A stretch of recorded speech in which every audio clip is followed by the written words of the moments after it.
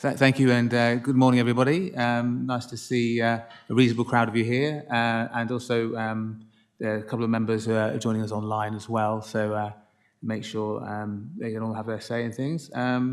Just to remind you that when you speak, please do speak to the microphone in front of you rather than to the audience, because it affects the quality of the sound. And also, when you're finished, if you press the red button so you sign off.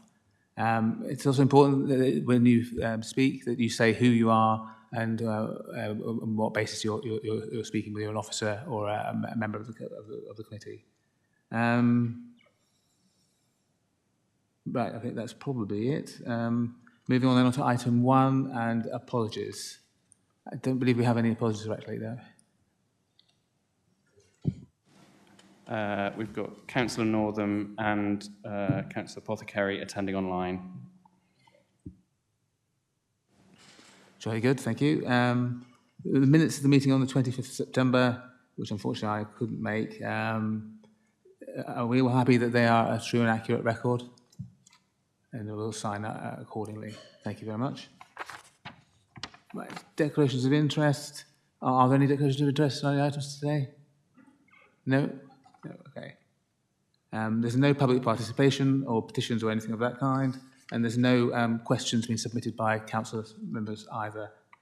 So we're going to go on to item 6, the biodiversity duty report. Who wants to take the lead on that one?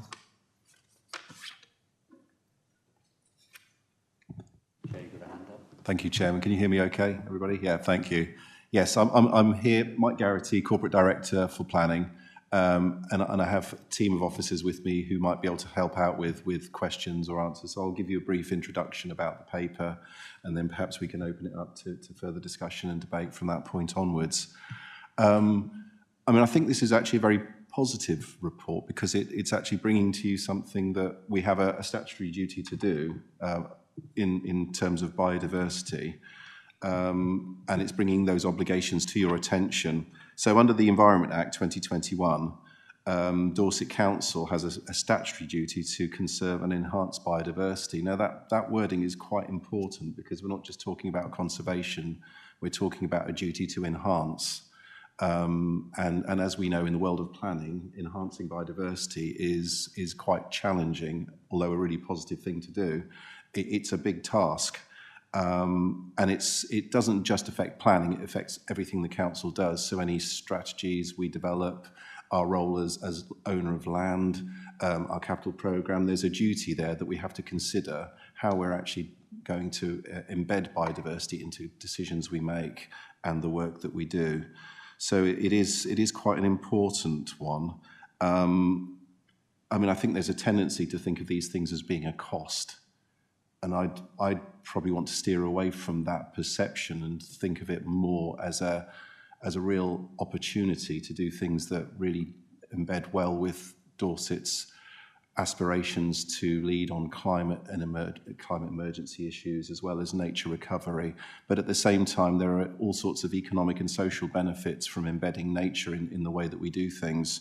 So the environment itself is a great asset for Dorset. So whilst there are challenges in what we do with the environment, I think it's critical that we understand the importance of embedding that in everything we do. So I think what I'd probably just want to say on this is that we have to take strategic action and report on progress as part of this. So this report is effectively setting out what we're doing, and it shows how we're tying it in with the local nature recovery strategy, which is another item you've got on the agenda today, which is setting out a more strategic direction of travel and how we're actually going to embed all of these things. So the LNRS will show key mechanisms for delivering biodiversity and actions at how we do that at scale. And that will tie in with all sorts of strategies and programs and work that we're actually doing as a council and things that will go on beyond that point as well. So as you'll see from the report, the recommendation is asking to note the reporting of the biodiversity duty and to agree that the considerations outlined in the first considerations report accurately reflect the position for the 2023 reporting period, but also that the committee further recommends progress on biodiversity enhancement, including delivery through the Dorset Local Nature Recovery Strategy, be regularly monitored and reported to ensure transparency, accountability and alignment with national biodiversity targets. So that's quite a big task. And actually, reporting and recording sounds straightforward in principle. It's actually very complex in terms of understanding how we actually benchmark stuff, how we record it, how we show we genuinely are making progress on these things. So there's a bit of work in progress on all of those kinds of factors, and making sure it's consistently done as well.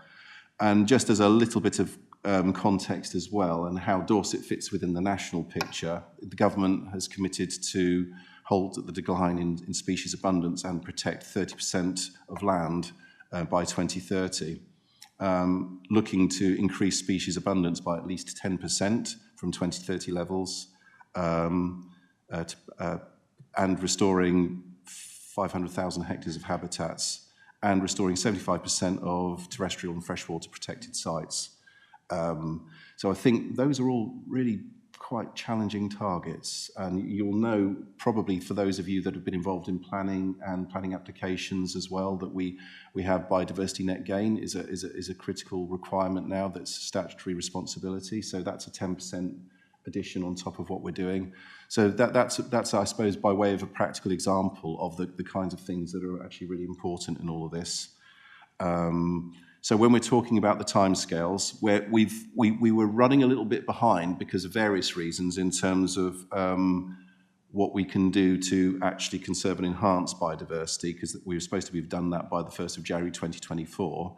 But so what we've done is we've wrapped up that aspect of it in terms of what we're doing about biodiversity, to also ensure that we're covering things like the agreeing the policies and specific objectives, which is the deadline for that is as soon as possible after the 1st of January 2024.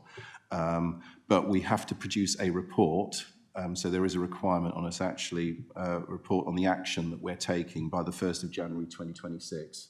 So work on that is on track, but this is obviously a key part of it. So taking it to this committee, getting your agreement in terms of the recommendations is all part of that trajectory to make sure that we're on track to actually report those back, which is a statutory requirement.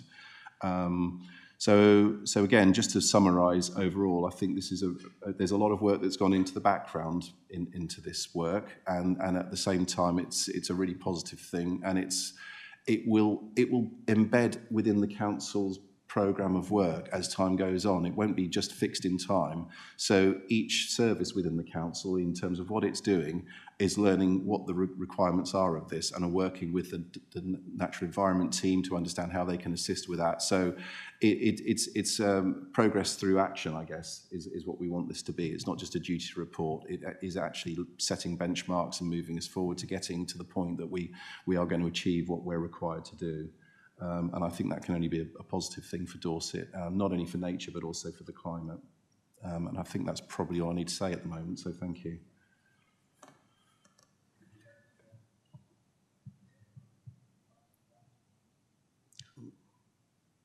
Thank you.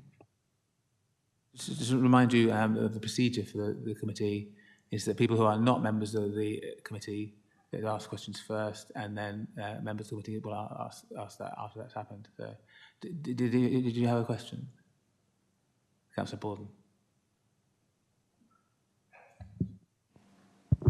Thank you, Chairman. Yes, please. Belinda Borden, Lyme Regis and Charmouth. Sorry. Are we in a position yet to say how the 30% is going to be achieved?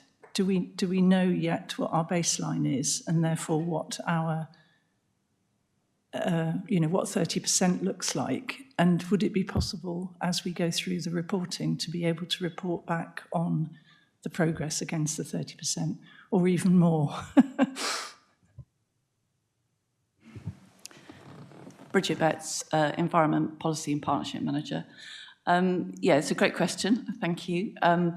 We do have a vague idea on Dorset Council sort of land, what our 30% could be, because that's a bit easier for us. But we are awaiting guidance from DEFRA with regard to that 30 by 30, because they want the whole country, all the LNRSs, to do that, and they want to work one methodology for that. So that is coming soon, we are promised. So we are just waiting to hear with that, and also how that might fit with things like how the ELMS and that kind of guidance that all needs to come out at similar times, just so that we can report that accurately. So we don't want to start anything too soon, because otherwise we might have to undo all that and redo it.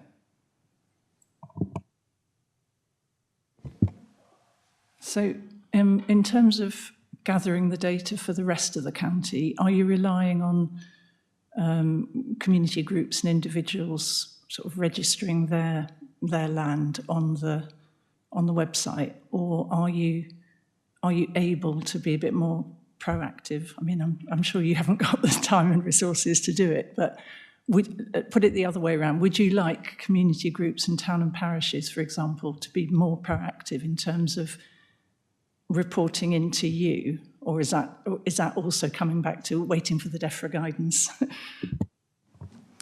Thank you.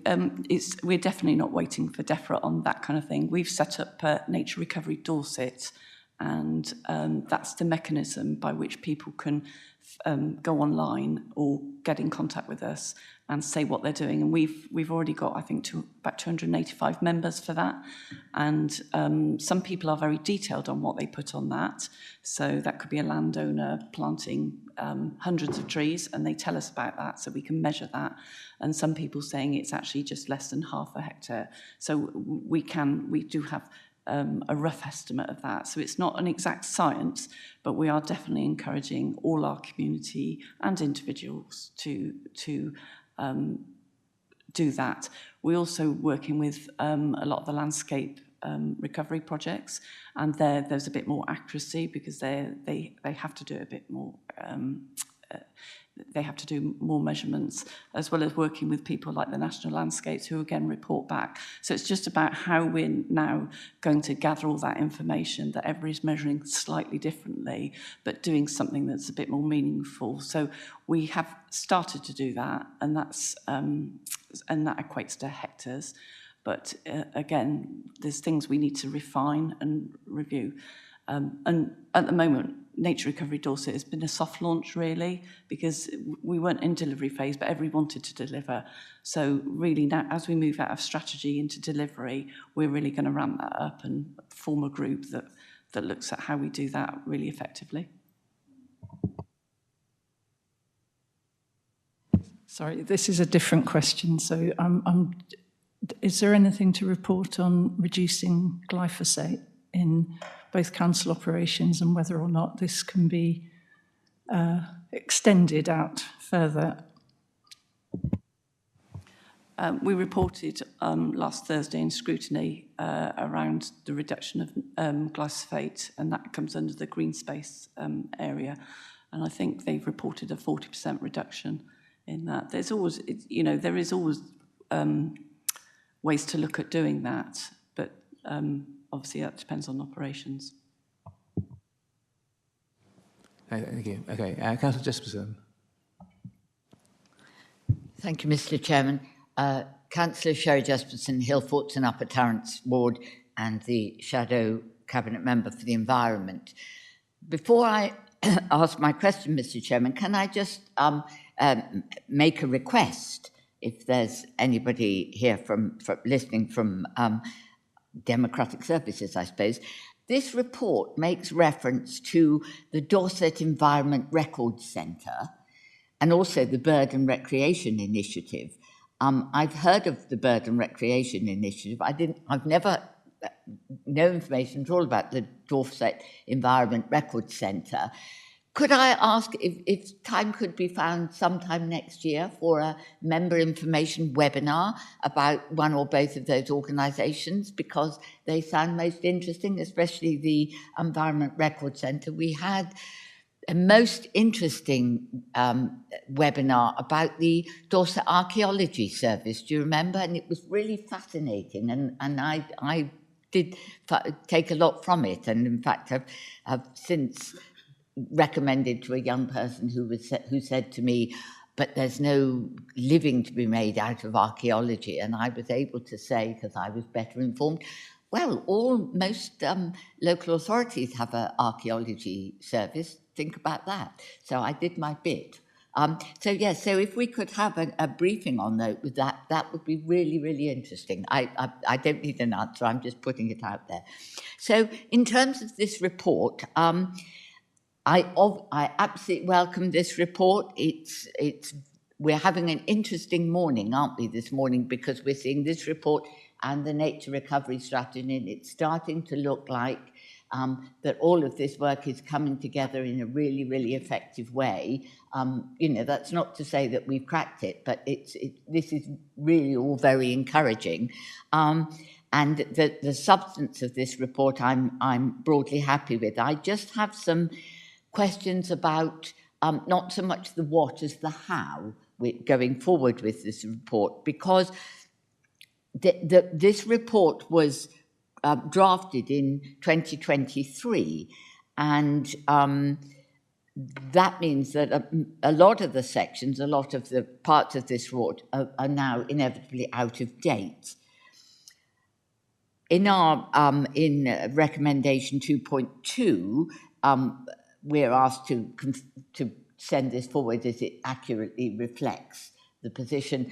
I'm not sure it does accurately. It accurately reflected the position as it was in 2023. But of course, there's lots of factual stuff now that's out of date. For example, the council plans all run until 2024, and Purbeck has had a new local plan, and the farm strategy is now done and dusted, and the there's lots of other things. Lots of this stuff is going. The pollinator action plan is now finished, done and dusted. So I do have a bit of a problem with the stating that this is an accurate representation, because it's an out-of-date representation.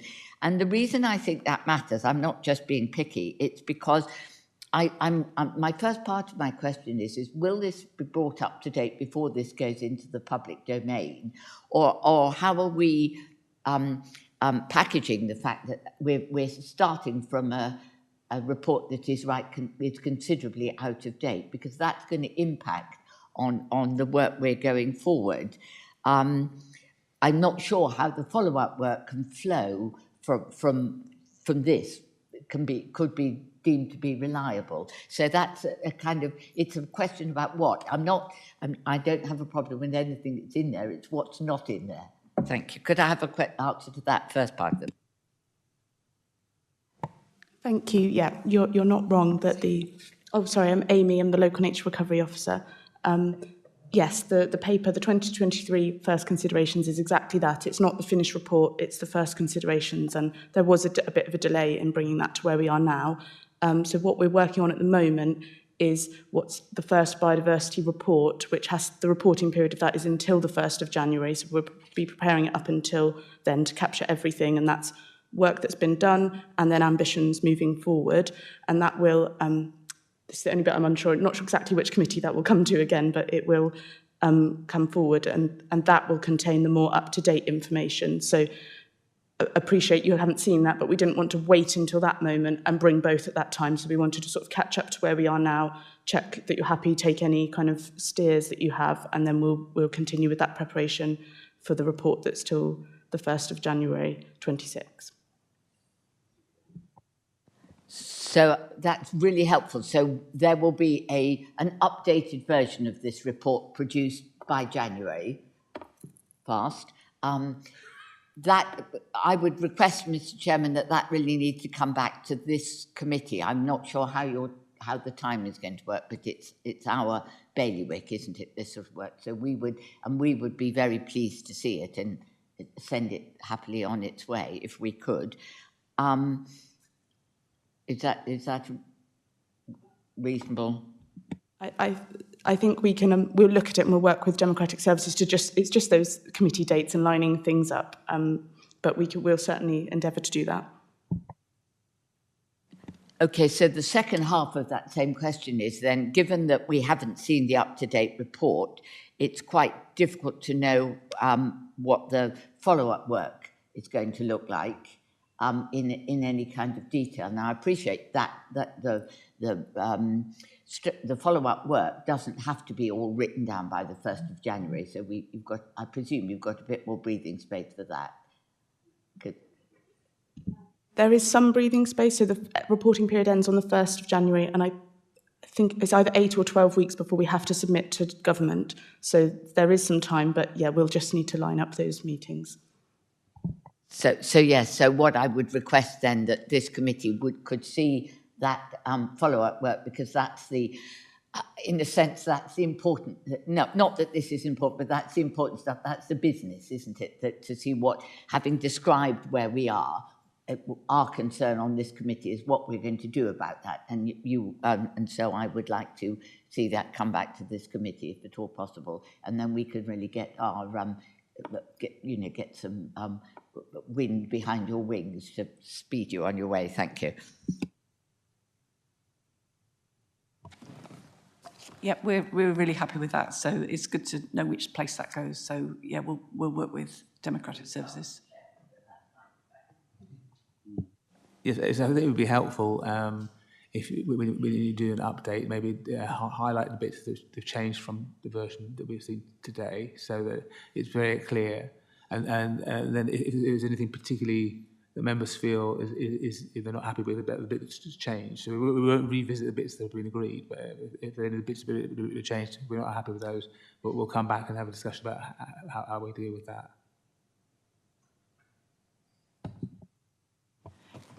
Yeah, thank you. We'll do that. It would be really helpful if you think there's anything missing on that 2023 report that you think we should be aware of. If you could let us know, or either now or later, that would be really, really helpful.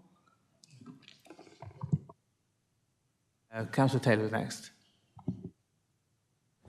Thank you, Chair. Councillor David Taylor, Chelmsford Mary Ward, and also Vice Chair of Planning for North, which is why I want to go into this question quite deeply.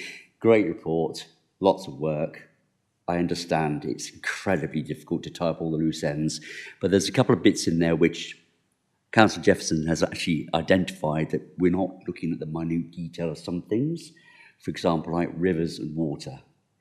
Now, we've already had several applications coming in where we've had problems with it, but we've identified that there is a concern with the River Frome, for example, about it spilling or being contaminated by future developments going on there. Do we have a programme on the side of looking at rivers and waterways, specifically Poole Harbour, because of the nutrient problems we've got as well, of the futures of planning applications being given consideration for safety of our water systems?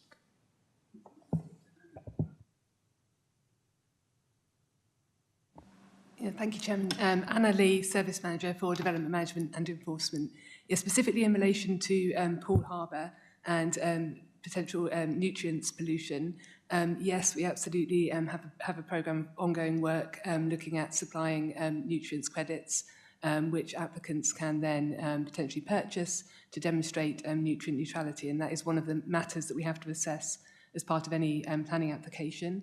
And similarly, we would have to consider any other potential routes to pollution through the planning application process. So I think, yes, that is covered currently in the planning application consideration. Thank you. Yeah, thank you very much, Anna. That's we're there with it, we're there with the programme, but there seems to be things being identified when we sit as planning on the table to actually do an application. The speed of protocol and rules is being changed quite quickly for us to actually deal with it in the right context. So therefore, I again reiterate the fact it's like we have pollution problems coming our way with regarding, for example, like gravel pits being dug out and things like that. And are we ready for this? Because sometimes we had to refuse an application because we weren't ready. And that's why we need to understand it specifically to say, you have to abide by that process to make sure all of our planning applications coming to course is actually safe and can actually go forward for the benefit of the community, ecology, environment, and also the county, yeah, at the end. So that's my question, to say, are we on it? Yeah, thank you for the question, Councillor Taylor. I just to set a bit of context, we shouldn't forget that the biodiversity duty in itself is not the only mechanism for delivering what the duty requires. There will be a myriad strategies and plans and decisions that we as a council have to take, which will all also have their own requirements and specific environmental obligations. So if we think about the strategy, it will identify, or the duty, that it will start to look at how we are delivering on our obligations for that. But if we take planning as an example, we have national policy, we have our own local plan policies that are important, but on top of that, there are requirements such as biodiversity net gain, such as issues that to do with nutrient neutrality, all of these things that are legal responsibilities that any planning application has to go through. When those applications come before us, they will have to go into levels of detail that the reporting won't necessarily go right into, but because they're specific to that particular site. So you will have some applications will require an environmental impact assessment that will have to hone in on the very specific and particular impacts that development is likely to cause, and there will need to be a mechanism to actually avoiding or mitigating that, or in the worst case scenario, compensating for any impact that occurs. So there are processes and procedures that are built into the rest of the thing. In many ways, this is more about how do we actually account for all of this? How do we pull it all together? How do we report that we're achieving the overarching strategic obligations, and is everything pulling in the right direction? So it imposes a requirement on each decision-making part of the council to be thinking about what that duty means for their requirements. Planning is not exempt from that, and planning has a requirement to do so. Planning will also have to have regard to things like the local nature recovery strategy. So that will be an evidence base, in effect, that will inform decisions and policies that we develop. So it's sort of dovetailing a lot of this. It's pulling it all together, but it's not leaving any particular item ignored, if you see what I mean. So if hydrology is a particular issue with a mineral extraction site, then the applicant will have to provide evidence to demonstrate how that's been considered, and we will be consulting with the relevant statutory bodies that understand the technical aspects of that to ensure that it's not going to be causing harm. Thank you, Michael. It's a very complex programme. We understand this because when we make an application, or when we actually approve an application, there's going to be consequences that come back at us, which we haven't accounted for, which is why I say that this report is good, but we need to dig down in it to say, when we have these applications coming through, it doesn't affect our ecology and our environment, which we have a lot coming at us in the next 5 years, 10 years programme coming this way. So we need to be up in our game to make sure we absolutely get it, so that the future is not affected by any applications. Is that? Thank you, Chair. Yeah, no, that is fine. And you will, taking aside sort of minor applications for house extensions or whatever it might be, if any planning application is dealing with a significant level of development, you will see in any report, it's highly unlikely that you won't see a section on things like impact on ecology or whatever it might be, flood risk, all of those issues.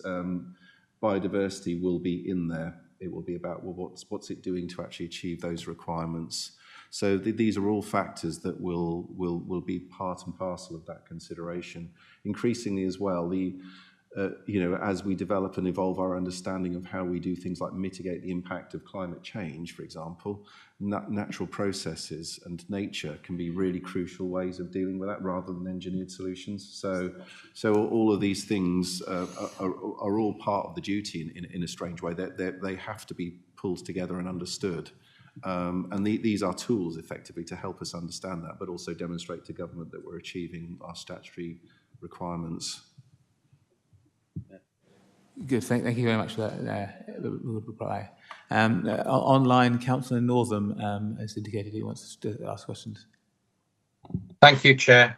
Firstly, may I apologise to the meeting and yourself that I will be disappearing about 11:30 as I have a memorial service of a friend to attend, which I need to attend. Apologies for that. questions. I do have 4 questions. The first question relates to page 17, 18 and 19 in the agenda pack. I note already the comments about this reporting cycle is running behind, and recognising that it's important. I think that perhaps needs to be more clearly identified, that we are running behind, and we're also dependent on others for some information which has yet to come forward. And I'd like to say on page 17, it's a comment that the scope needs to include property holdings by Dorset Council, such as farms, schools, library, offices and business premises, where I believe the biodiversity report still requires some statement as to how we're dealing with the environmental improvement plan. And on page 18, we refer to environmental improvement plan, and I know we've got an environmental strategy that sets targets, but I don't know whether we've actually got an environmental improvement plan. It seems to suggest that we should have had one back in 2023. I may have missed this, being a relative newcomer. So do we have an environmental improvement plan? If not, when will it be? And the last part of this question is, does Dorset, on page 19, it refers to the protected sites and landscapes, and I think this might refer back to Dirk a little bit. Do we actually understand the true state of the protected sites and landscapes? Because I'm aware that Natural England and Dirk are behind on their assessment programmes.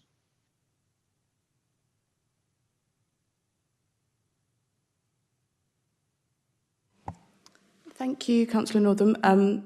Just going to try and take some of those questions in turn. So with regards to the environmental improvement plan, that's a national plan. So, but what that section of the report is stating, that there's a requirement for us to make sure that we have management plans for our protected sites. So that's something we'll be checking in the report that ends 2026 that we'll be bringing back. So we can definitely bring an update to you on that.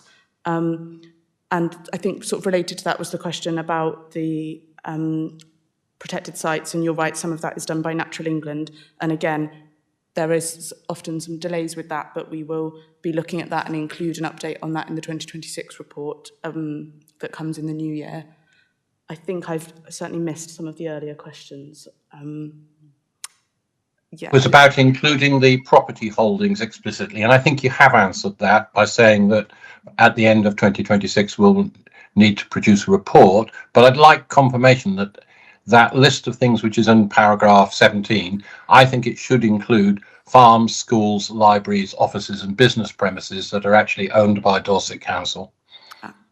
Yeah, thank you. Yes, I see now. Yeah, we can certainly add those and then report on them, what's happening with those sites.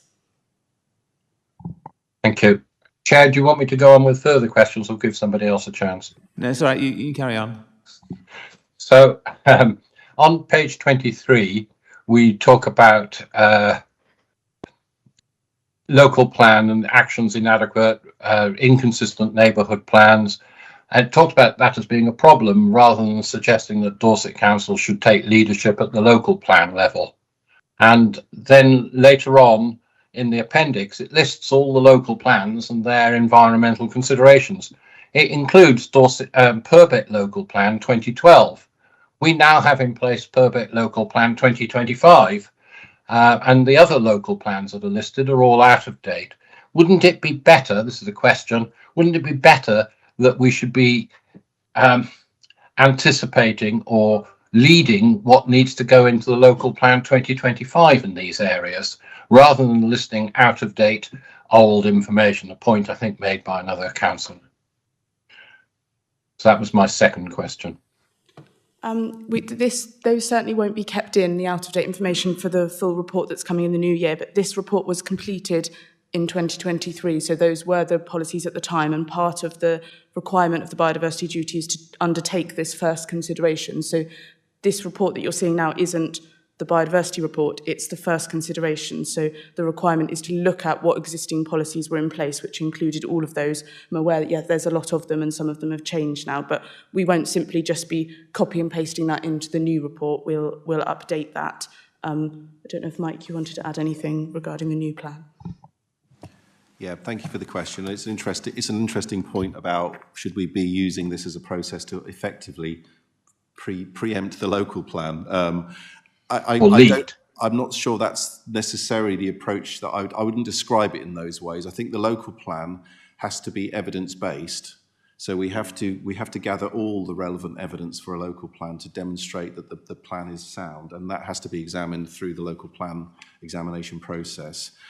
That will include a host of evidence and data around environmental aspects, biodiversity, what the strategy is for nature recovery. All of those things will be informed by the same kind of data and evidence that will be informing our reporting on the biodiversity duty. So I don't think it's a question so much of one coming before another. That local plan will actually have to take account of the local nature recovery strategy. So we will be looking at that to see what is the strategy for how we're going to be recovering nature in Dorset. What's the 30-30 sort of targets? What are the implications for that? What is our strategy for achieving nutrient neutrality? How do we ensure that our heathlands are getting to favourable condition and being enhanced? Our streams and watercourses, what are the implications for development? Also, what are the strategies of people like Wessex Water in terms of their treatment of wastewater, for example? What are the implications in terms of our infrastructure planning for the local plan? So they all come together, and it's not that we just deal with one, leave it there, and then move on to the other, and it forgets about the other. It's an intertwining of processes in some ways, and understanding of the evidence that informs that. So the local plan will have to take account of everything, and when we get to the examination, there will be various interest groups, individuals who will be sort of making sure that the inspector is aware of the considerations that they need to take account of. So this will also evolve. Our biodiversity reporting will evolve over time. It won't stop in time. It will be a continuous process. So it will be upgraded and updated depending on what the latest evidence and information is. So I think the point you're making, Councillor Northern, is right, but it doesn't necessarily have to be sort of explicitly set that we're going to update it to include the local plan and set that out. And we do have to report every 3 years on this as well. So there's an ongoing reporting mechanism. 5 years, sorry. Yeah. Thank you, Amy, and thank you, Mike. I do think it would look inappropriate to issue a plan that includes the references to the Purbeck a report that includes references to the Purbeck local plan of 2012, when we know and have at our fingertips the Purbeck local plan. I think that the update that Amy or Bridget has talked about for January should include that update. Could I have that confirmed? Yes, we'll use the updated version of any reports or documents that are referenced in here. Thank you. Chair, may I ask my third question? Yes, by all means do. Thank you. On page 26, I note that there's such a thing as hedgerow removal notices. I think that's the first I've heard of such things. I've never seen one come to any committee or anything, so I'm guessing it's dealt with by officers. But I do wonder whether there's such a similar mechanism for landowners who plough up meadowland and put it into cash crops, because this has a serious environmental thing. So that's a question about a very small detail, but quite an important one. So these cash crops are cattle maize or biofuel, and there's a real problem around the riverway with the previous meadowlands now going to these crops, and we're getting much more water runoff, both from the fertilizers and naturally from the soil. So is there a way to look at that addition of meadowland protection?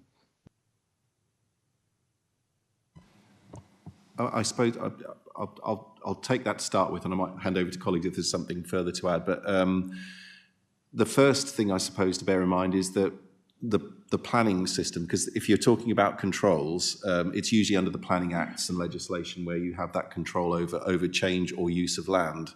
If you're talking about agricultural practices, quite often there's no change of use involved, or no physical development or operational development. So therefore, by following that through, there's no control in terms of being able to insist on one thing or the other. Where there are controls, it is where you get designated habitats or sites that suddenly, therefore, there is a control or an aspect of what can and can't be done. If it's got protected species, if the habitats are designated. But there are, I suppose, a number of initiatives which involve voluntary partnership working around good stewardship of land. And that involves the farming sector, it involves DEFRA, it involves the Environment Agency, and Dorset Council and our NET team are often involved in that. So there are quite a lot of initiatives that involve really good, positive, close working. And that involves, for example, setting aside land for grassland or for meadows, so that farmland doesn't deprive the farmer of working the land, but makes best use of margins and all these kinds of things that can actually help. So if there are valued particular types of habitat or land within the farm estate, then there are mechanisms in which we can flag that up. And that there are strategies as well, whether it's the local nature recovery strategy or whether it's the national landscape management plans, for example. These often set aside ideas or processes in which they can try and promote some of these good practices. So it doesn't all rest on control. A lot of it is also about effective, positive and proactive partnership working.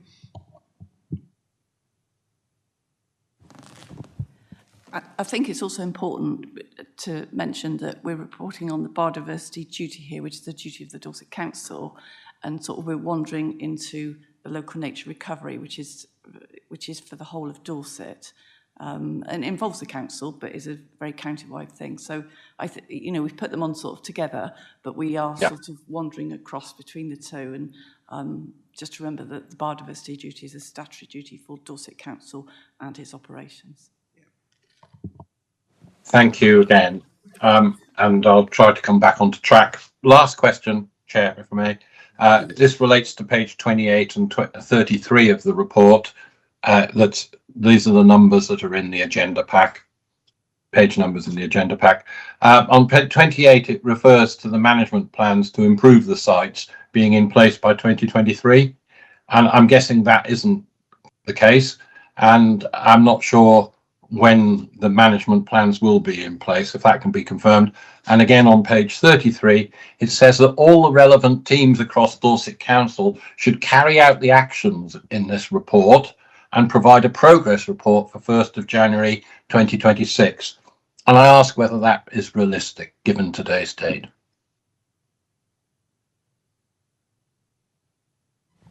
Thank you for the question. For the first part, I should have prepared before this question. I can't remember exactly if all the sites now do have the management plan as set out, but they certainly were working on it in 2023. I know there's some sites that they've just been awarded various funding to improve their condition, so that we can certainly check that, but the Green Space team are working on all of that. And with regards to the point on page 33 and the reporting period, that's what we are currently working on now. So it might seem like a lot of work, but it's realistic because we are making that happen, I think is all I can really say there. So we are currently working on that and working to that deadline. Can I just quiz that a little bit? I would understand that your team is working on it, but it implies that all affected parties across the whole of Dorset Council should be carrying out the actions, because they do spread beyond your department, and they should be contributing to that report. It's that element which is not directly under your control that I'm worried about. Yeah, I just want to confirm that we are working with all of those teams across that, across the council, and they're all inputting into those actions. So, and Mike leads that whole area of work. So it's not just contained within planning, and that the Natural Environment team have just taken on the lead role of that sort of coordination of pulling it all together. So we are quite confident that we can meet that target. Great, thank you. Thank you, Chair, and committee for your forbearance. Thank you. That was a very thorough response, actually. So thank you very much for that. Councillor Crabb was next.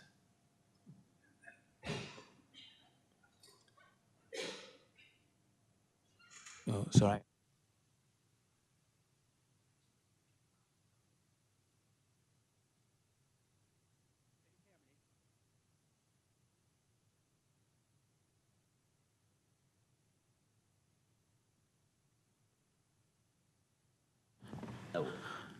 Okay, that's better. Councillor Richard Crabb from Sherborne West Ward. My first question was about actually the local plans, and I could see a lot of those are quite old, and that has been answered very well. The next question I have is about the sort of process of maintaining this report, and I guess that's a task in itself, and it does seem to be quite a complex job, keeping this all up to date and moving it forwards as time goes on. So are we absolutely equipped to do that? Do we have the right sorts of toolkits in place? Thanks very much. Thank you for the question. I think perhaps it's worth remembering that although this duty came out of the Environment Act back in 2021, it is a new duty and it's new for all public authorities. DEFRA have set out some guidance of what a report might look like, but it's not a strict template of you must do this. So I think it's probably fair to say we'll probably learn from this first report, and that's both learn from what DEFRA is expecting and what other areas report, but also from when we bring that updated report to you and you give us a steer of actually maybe we need a bit more emphasis on this, or what that might be. But we are certainly equipped, I think, to, as Bridget said, we're working across council. There's maybe some services we need to touch base with we haven't yet, who maybe biodiversity isn't their core function, but there's extras we could add in there, for especially looking at the part of the report that's about ambition for the next 5 years. So it doesn't have to be everything we've done, it can be what we might strive to do more of. So I think we're equipped to produce the first report, but we can definitely learn from how that goes and look what systems we might need to update to improve that reporting and monitoring as we move forward.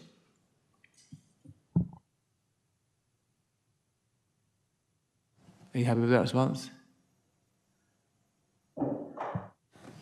I'd just like to say thank you for that answer. A follow-up is, what is the frequency of having to redo these reports, if you like? Yeah, it's every 5 years. So once we've done one, we've got another 5 years. But I think really, in answer to your previous question, because of the local nature recovery strategy and the government funding from that, we are actually resourced to do that. Without that, we might have been in a bit of trouble. But because of where we are and having to work with so many different departments and different people across the whole county, it has made life a lot easier because people are well versed, they know what they're doing, and they've come together. So it's helped the biodiversity duty, our reporting, to be honest. And that's not just our council, that's every council, because obviously we've all had to produce a local nature recovery strategy. So, while that funding continues, we are resourced to do it. But I guess there will be a question, if government funding stops, then we might need to look at that as a council. Sure, that makes sense, certainly. Councillor Gibson, I think, was the next person. Thank you very much, Chair. Councillor Simon Gibson from Verwood Ward. What we've got in front of us, as has been said, is it's a statutory reporting that is part of the changes that the government of the day made to biodiversity net gain. I broadly support the principles of biodiversity net gain. I think most people do. It's relatively agreeable. Let's improve our nature when we have the opportunity to do so, and let's use development as a way of doing that. But it's not without its flaws, obviously. And Mike implored us at the start to look at the opportunities, not the cost. I think that's, as politicians, quite a risky thing for us to be asked to do. One that I'm certainly not prepared to do wholesale, but I take the spirit in which you asked for that request, because, as I said, I am broadly in favour of the principles of what biodiversity net gain is trying to set out. And I'm conscious that I could actually be saying what I'm saying in the next report, because my comments here are equally relevant to the following paper, but I'll say it here. It is one of the reasons I hate big government policy like this is because of the remarkable reporting burden that sits within it. This is a substantial document, and within it sits the most remarkable amount of other bits of work that go under it. Now, it's probably worth it because a lot of it achieves good results, but I am left with the feeling, and as I said, I would say this in the next report as well, it's the bits that you don't know are what worry me. And for me in particular, and I know I've said this before, is about the impact on what this stifles. Every additional burden, every additional duty does come at a cost. I don't think that's reasonable to deny that. And for me, it's always a case of what does that additional 10% of biodiversity net gain stop in terms of development?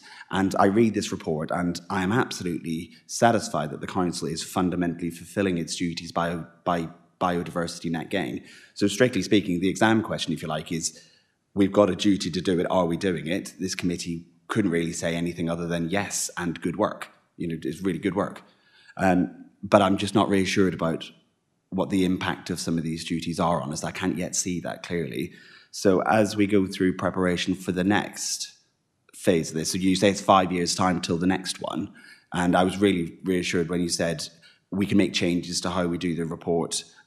I would absolutely love to see more if we can get a sense of what it is around the impact on what development it hasn't allowed.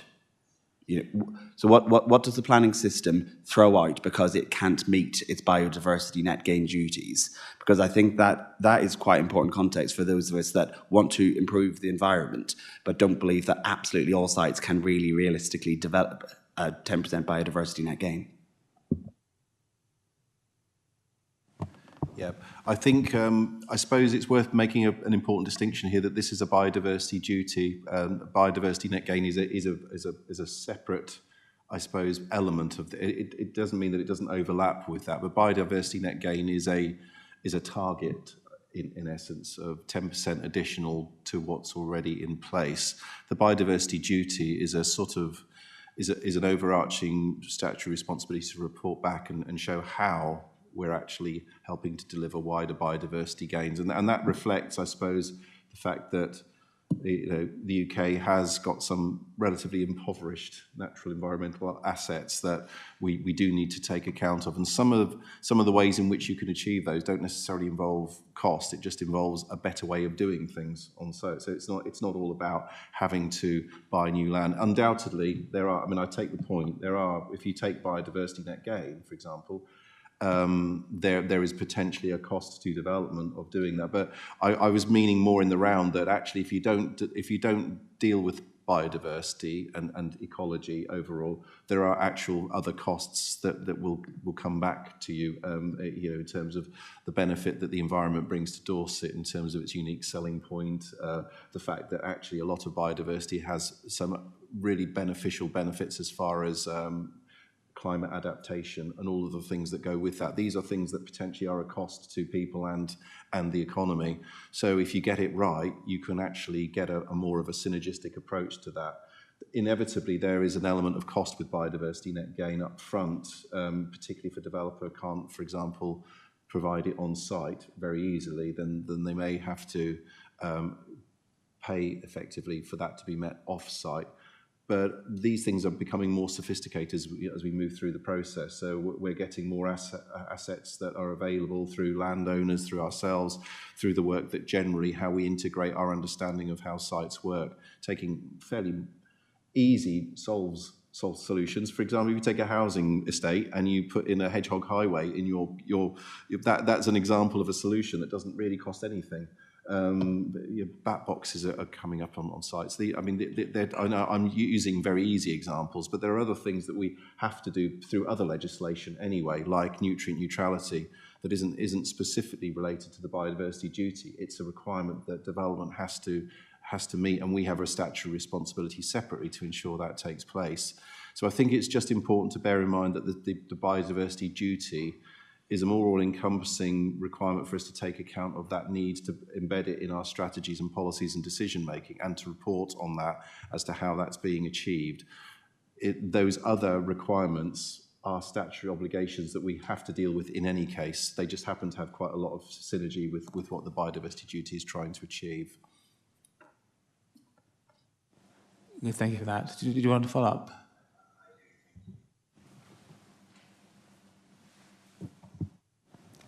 Thanks. Look, thank you, and thank you for the correction on that. My focus has been on the biodiversity net gain element of it. And I just to repeat, I really don't want to take away from the fact that I think most of what's in here is very agreeable. But your answers, it just hits on that worry that I've got. You know, you've given me the things that you say yourself are the easy examples. I don't know what the hard ones are, and I don't know what the cost of those are. And I don't want to be too precious about how I get that information, but I do want the information. So at some point, it would be really helpful for you and your team to work out how it is that you can analyse what the impact of the difficult bits are. However you do it, whether it's in this 5-year duty or whether it comes through another mechanism, I'm relaxed about that. But I think we do need to make sure that councillors are reassured that they understand both sides of this argument. Yeah, I think, I take that. That's a good point. I think we do report anyway on biodiversity net gain, and there are other aspects like nutrient neutrality as well, where we quantify the solutions, and things like credits, to actually nutrient credits is an example of that, and we know what the costs of those are. We know what that works out in terms of development. There are mechanisms for actually recording and reporting that. So there are fairly careful and well-balanced sort of calculations that go into those kinds of things. And the issue, I suppose, is it tends to be targeted to specific examples or cases. For example, if development is in an area where there is no need for nutrient neutrality, then they don't have that cost. But everywhere we'll have to provide for biodiversity net gain. So there will be more sophisticated ways that this gets reported back, but as part of our infrastructure planning as well, we take account of all of this, so we can actually provide details and more information around those costs. Thank you. You okay? Yeah. Okay. Councillor Jesperson. Thank you very much, Councillor Sherry Jesperson, Hill Fortswood. What this discussion is bringing into sharp focus for me is the big area where I think there is some unanswered questions, areas, is this whole thing of how this is going to be reported back, and where and how we're going to monitor this work. Because, for example, all the way through this 2023 report, there's reference, so on page 24, the biodiversity net gain, there's reference to the fact that this will be monitored. Well, you say it is monitored. I wasn't aware of that. And so, the question is, where is it being monitored? The biodiversity appraisal protocol must be regularly reviewed and updated annually. So my question is, where is that going internally? Those are little details, but it's a much bigger question, isn't it? About how are we wrapping this up, or are we wrapping this up with the reporting back on the local nature recovery strategy? And I'm going to be asking questions about the reporting on that in a minute. And then wrapping that up in with the the biennial reports that go to the scrutiny committee on the whole of this area of activity within Dorset Council and within Dorset. If that's the approach we're taking, that we're putting all of this stuff on the dashboard and it's going twice a year to scrutiny, then then there's a lot of work to be done, in my view, having listened to the scrutiny committee last week, whenever it was. There's a lot of work then in making that reporting much, much clearer, much more accessible, because it's an awful lot of stuff that we're reporting just twice a year to a scrutiny committee that is not, that it has to be expert in absolutely everything. So I think I don't necessarily, Mr. Chairman, want an answer to this question. Now, what I would like you to come back, when you come back to us, to this committee next, could you come back with a much clearer response to how all of this reporting on this and on the nature recovery strategy and on all the rest of the net zero work and so on, is what it's going to look like in a year from now? Because I am concerned, I'm very, very concerned that what we've made here is an enormous reporting burden for officers and for scrutiny. And if we make that burden too big and we roll it all up into one dashboard and one enormous report, the quantitative and the qualitative, actually that's not going to be good enough, and it's not going to do justice to the granular work that's being done all across Dorset Council in this area. So it's I'm very uncomfortable now with how this is taking shape in my mind about what this reporting is going to look like. I think we need to not just, I appreciate it's not just you, it's the whole, it's a wider question. We need to rethink how we're reporting on all of this, because it's looking burdensome and it's looking as if all the important stuff could get lost. So that perhaps Mr. Chairman, when we discuss this next time in this committee, perhaps we could include something on how we're going to streamline and structure the reporting. As far as I'm concerned, it's up to scrutiny to decide this, but I want scrutiny to be enabled to scrutinise this work in a very thorough way, in a very constructive way. And I don't think if we just wrap it all up together, that's a reasonable ask. Thank you. Thank you. And yes, we did present on Thursday night to scrutiny, and that has given us something to think how we do that. I did state at the start we've never reported on nature, so this is this is something new for us. We certainly don't have a large team either, and we don't want it to be a complete burden to be reporting all the time. And certainly for nature recovery, it's nature is slow. It's not like carbon really, where you can put some solar panels on and you can measure it straight away.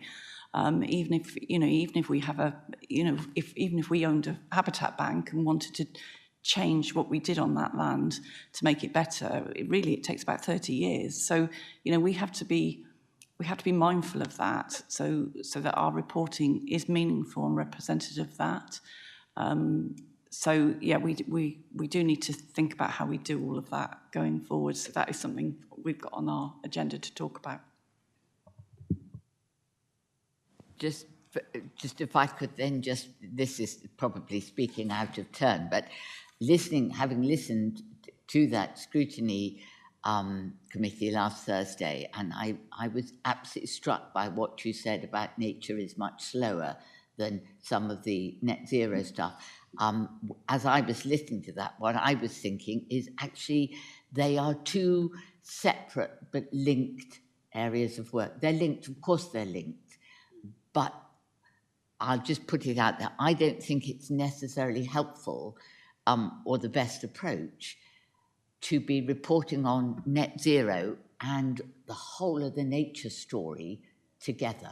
I think that doesn't do justice to the nature part of the story. So maybe that we could pass on to Cabinet that we might kind of understand how those two things are different but related and report accordingly. I'm just concerned. I was very concerned at the scrutiny meeting at how the nature side of this whole piece, this whole story, was getting wrapped up with the net zero, and I just think they are two separate. That they're very closely related, but they're not actually the same thing, are they? So.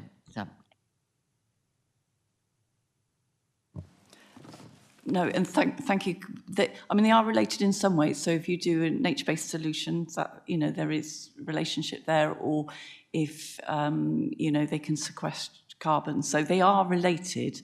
But I agree. Nature took a bit of a hammering on Thursday, and it would be good to look at how we report that in a much more positive way, to be honest, and realistic way going forward. So it would be useful to have a conversation, a follow-up with you on your thoughts on that. Thank you very much. I think that pretty much everyone's had a good chance to have a say in the question of things.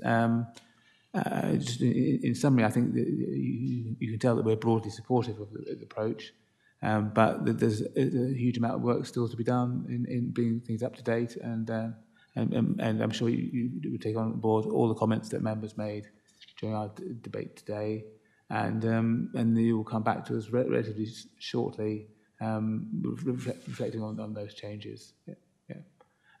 So thank you very much, and yes, item 6, I think. It's enough recommendation there. Yeah.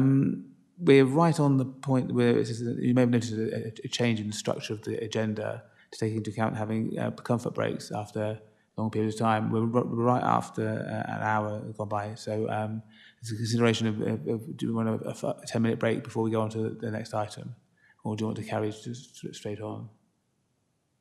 Yes, Councillor Gibson. Yeah. Okay. Yeah. Okay. Well, if you're all happy with that, then we'll carry on then to item 7, which is back to you. I appreciate it. I'm reporting on the Dorset Local Nature Recovery Strategy. And if you remember, we came to you in January and presented the draft at that point. And we said we'd bring it back to you when we've sort of done the consultation. So we did a briefing. We provided a briefing on September the 16th to a large number of you and presented. So I wasn't going to go through that presentation today, but I was just going to draw out some of that. But since that September briefing, we've also had our strategy go through BCP Council, and they have supported that draft strategy and our consultation. And we recently had a meeting with the senior DEFRA team who have provided some constructive feedback of where we've had to reduce the amount of land in our high opportunity nature areas. So we've taken that on board, and a few minor things relating to development and the local nature recovery strategy. So I just wanted to, I guess, say I haven't got a presentation, but the public consultation took place from May to July. We did 18 events and had 375 responses to it. The key thing that came out of it, that most people were hugely supportive of that, in our vision, our mission, and agreement with all the priorities.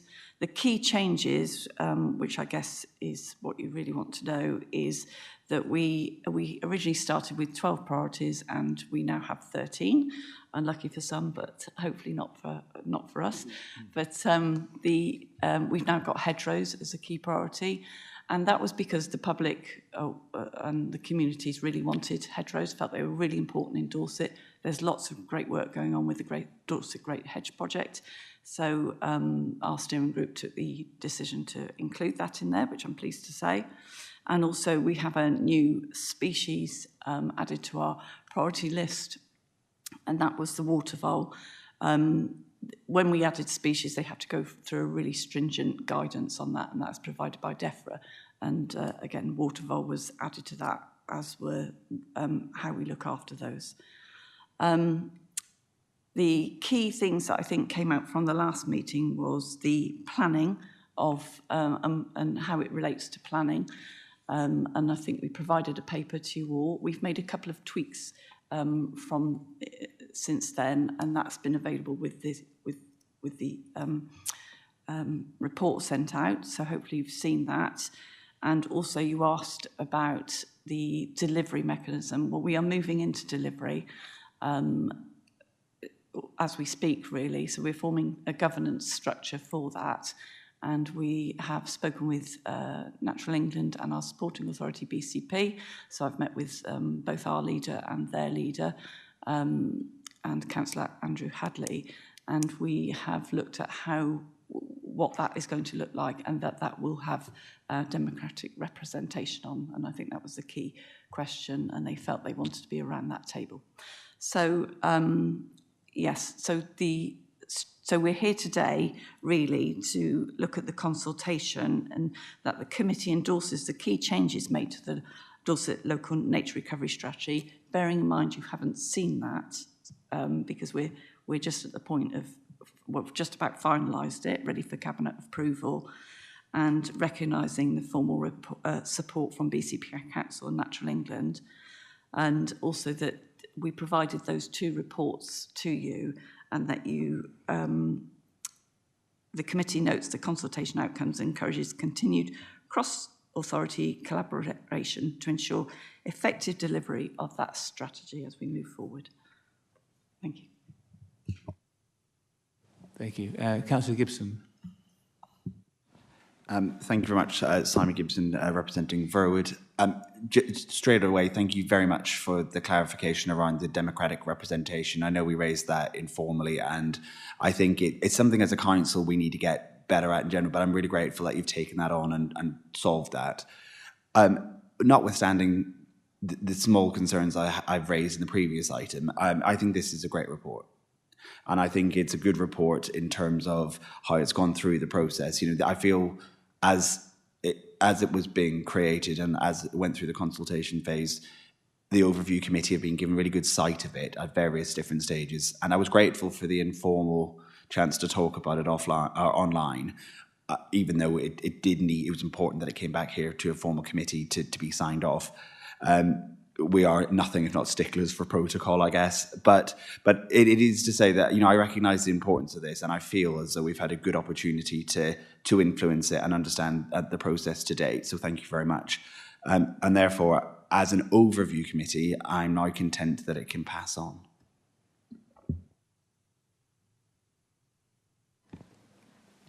Yes, thank you very much. Really, really pleased to see this again. A fantastic piece of work, an enormous piece of work. The first time that an organisation does a piece of work like this, it's just enormous. And I know it's taken a long time, and I can see why. So lots and lots of people have been involved in this. That's one of the reasons why it's taken a long time. But that's exactly as it should be. So I really, really welcome this, and I'm delighted to see this. I think the consultation it's interesting, isn't it? Because the number of respondents compared with, I'm looking at Mike here, that Mr. Garrity here, the number of consultations we might get for a local plan where we get 9,000, and here you've got in the hundreds. But what fabulous responses. Some of them were so granular, so detailed, so well informed. So I'm very, very pleased with the result of this consultation. I think it has added enormously to the work without adding enormously to your workload. So yes, so a very well informed response, I think, to the consultation. And I particularly welcome the addition of hedgerows. I hadn't noticed that it wasn't there, but as soon as somebody raised it, I thought, yeah, absolutely, because hedgerows are so important for Dorset, aren't they? And there's so many opportunities that we are taking to use not only to improve our hedgerows, but the part that they play in everything else about nature recovery, because it's not just that a hedge is a lovely thing.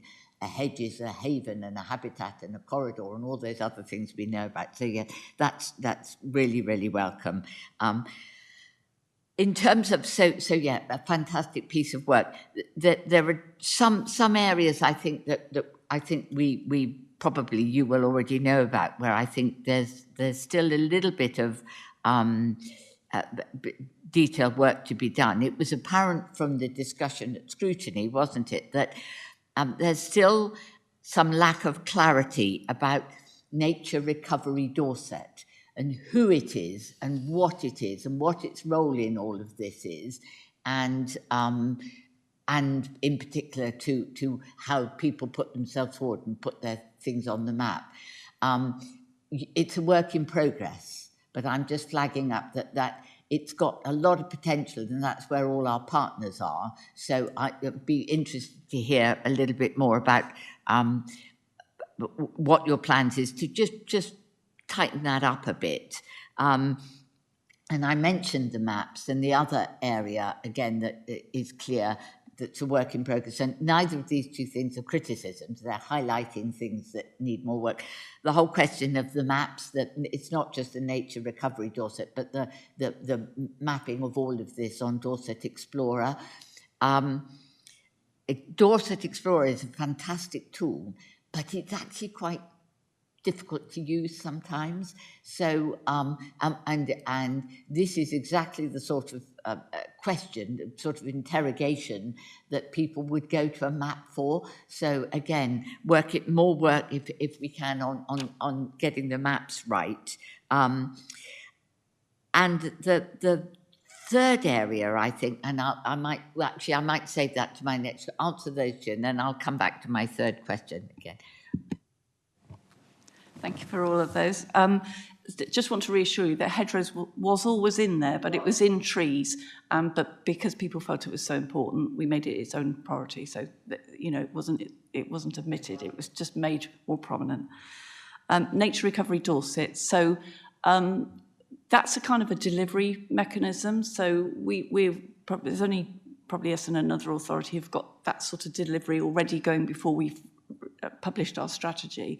And that was done because people wanted it. So all the different people that we were working with, and that was probably about 79 different organisations sat on different groups, let us know that. And that came out of the communications group, because the only Nature Recovery Dorset has been set up to inspire people and to see what is going on in other parts of the county, and see if there's any synergy. So if there was a community group doing some nature restoration or planting an orchard or something like that, that other people could look on there for inspiration and potentially get in touch with that group to see how they're set up, how they run. So it was set up to do that rather than pure measurements, to be honest. And it really was something that people asked for, and we thought, where can we start to put everything? To be honest, we haven't really launched it. We've just sort of set it up and people have started using it. And you can click on any symbol and see what those people have done. So we're sort of, we're at the point of thinking, okay, we've got something, now we need to develop it and grow it really, and to make people feel like they're part of something. And because I think during the process of developing that strategy, there was, it's developers' fault, it's farmers' fault. There's no fault in anything. It's a collective responsibility, because we all collectively rely on nature for our health and well-being. And so actually, Nature Recovery Dorset was about putting everybody on the same level, really, and seeing farmers, landowners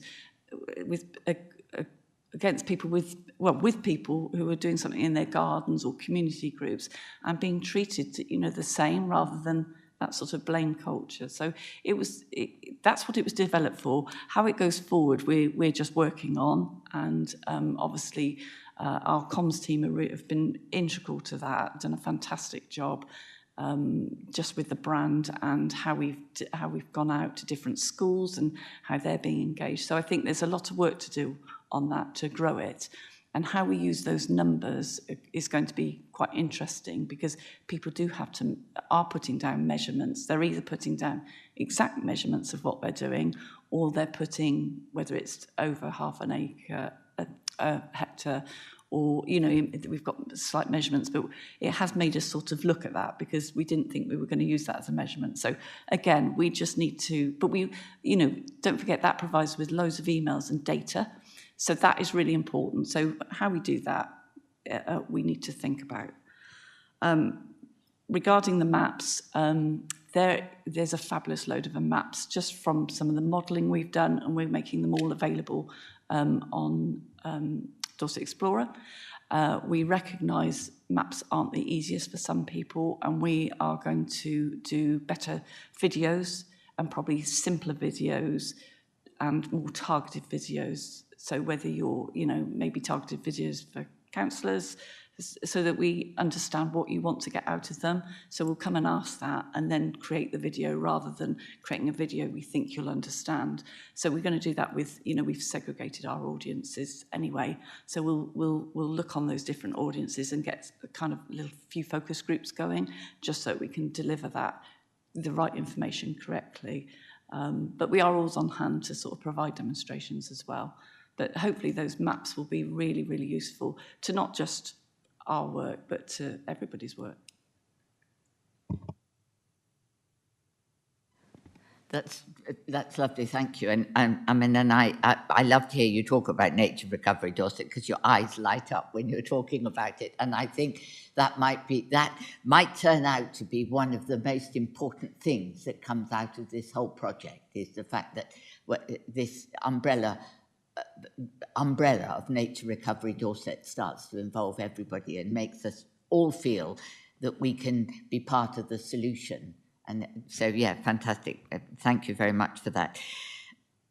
My second question links back to what I said in the response to the previous item, and it's about the review process. I appreciate that DEFRA haven't yet clarified what this process will be, and that we have to wait on DEFRA's clarification, and they're talking about something between 3 and 10 years. Now, I can understand why a 10-year cycle works for DEFRA, and if they want us to report back to them every 10 years, that's probably fine. But it's clear from the scrutiny meeting that Dorset Council doesn't work on 10-year cycles, so we would be looking at an additional reporting structure if we're talking about years. I won't repeat what I said before about my reservations about incorporating this all into the 2 biennial reports, but I think before we decide how to report, we need to think about what we're measuring, particularly in the quantitative report to scrutiny. What is it we're measuring? Because it's not the same, as I said, as some of the other things that are easy to measure.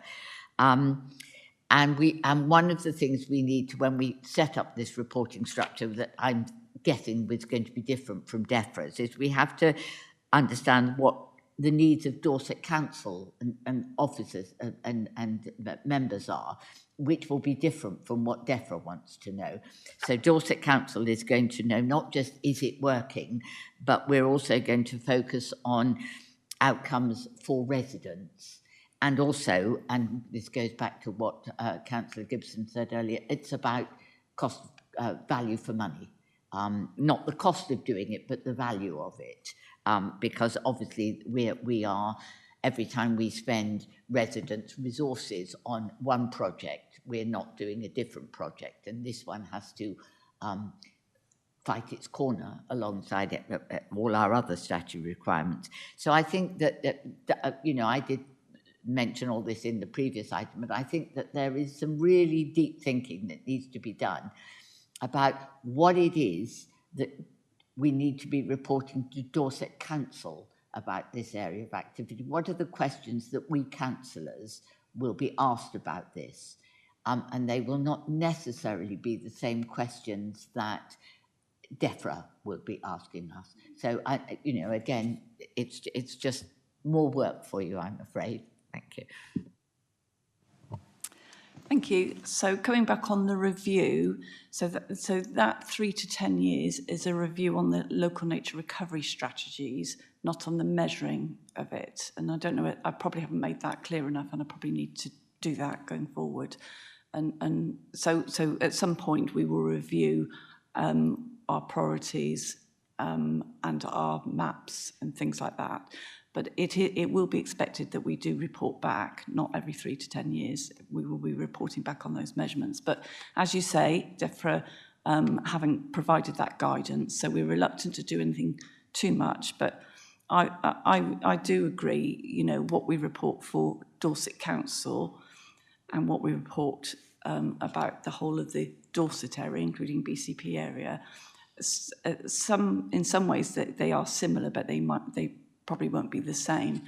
I do work alongside my sort of counterpart in BCP Council, Martin Whitchurch, and we work very, very closely together. So we are extremely aligned on things, and they are looking at how they do their measurements. So that would be really handy if we could, by doing that together. So both councils are reporting on the same thing. So that piece of work is ongoing. So we'll come back to you. The report for scrutiny, I think, was we were asked to report at fairly last minute, and so we did what we could, and so we were reporting on things that were, but our officers in those teams do count trees, do count square meterage. We have managed to do that to make it quantitative. So. Yeah, I think there is some work to do, and I think that's what we came away thinking. How could we do that better next time in a more meaningful way, while it aligns with the local nature recovery strategy? Because, of course, Dorset Council is great to report on your own business, but actually it's the whole of the county as well. So that's where we need to look at the figures for what we're doing as part of really local nature recovery strategy. So there's a real opportunity how we do that and what's meaningful. And as you say, some of that isn't quite as easy down to real figures. Some of it is a bit, we have to trust what people are telling us, and I think as a council, we probably need to either accept that or we have to dismiss that. And so then we can't report on it. But when you're dealing with nature, as I've always said to even DEFRA, nature recovery will only happen if people want to do it. It's not just about planting stuff. It's if farmers really want to do something, and you have to change that sort of behaviour so that people really want to be involved and do their bit, because that's the only way you'll see meaningful change in Dorset.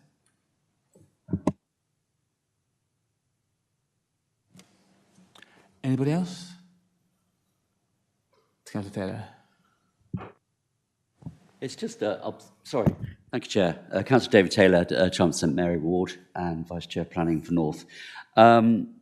You've actually hit on and answered what we need to look at in planning applications. It's the positive evidence that we've got of nature being recovered properly. We don't know how to do that yet because we haven't gone there yet. We're talking about a 30-year programme when we build 60,000 houses. This is all coming our way. So I can see these questions being pulled up by against applications being very hard for us to do our job, because we'll have to have the answers of future nature. Does this make sense?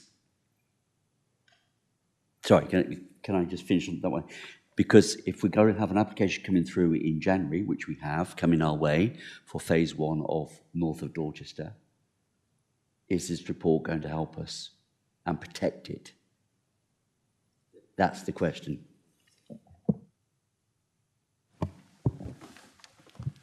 I think, as I'd mentioned previously, the planning authority has to have regard to the local nature recovery strategy. So it will be relevant to the consideration of planning applications, but it doesn't impose a duty or a requirement on the.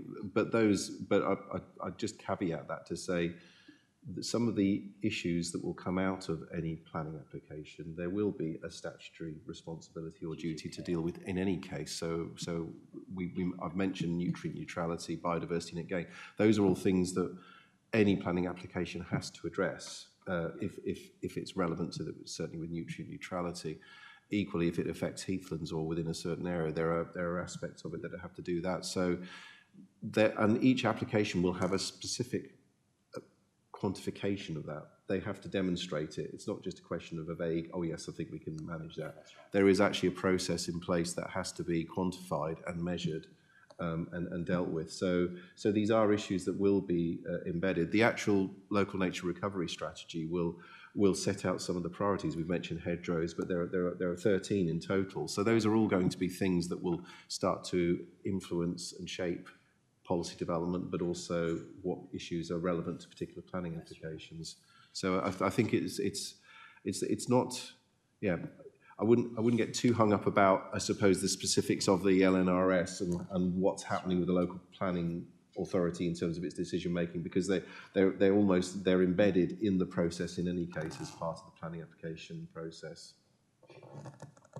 Yeah, can I... Sorry, Chair. David Taylor, Councillor for Chancellor Mary. That's the question of safeguarding that we're going to have to be addressing for the future, because this is going to come back at us and slap us in the face, really, because people are going to be very concerned about what the future Dorset is going to look like regarding to nature, recovery and economy. That's where I'm trying to get. You see on that one there. So when we go forward with plannings, which are coming, they are coming, lots of them, and things that we're going to be ready to make sure that Dorset is shown to be in the light of nature first, recovery, thought about and implemented as in the stages of planning development. Does that make sense? Yeah, that's my question. Did you want to comment on that?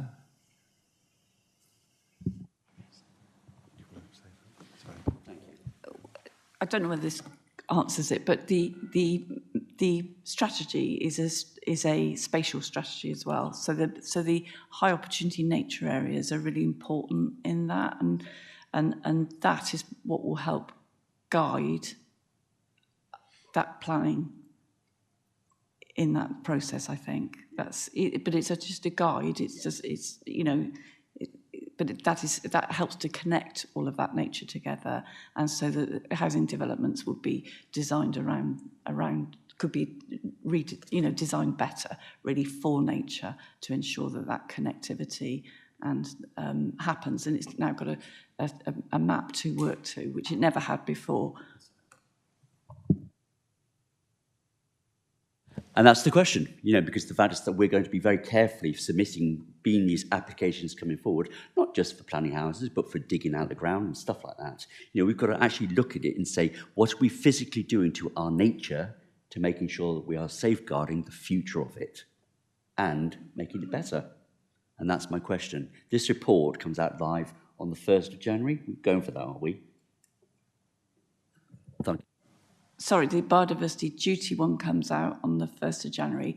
The local nature recovery strategy, which is different, is going to Cabinet on the 9th of December, hopefully to be published on the 10th of December if it goes through.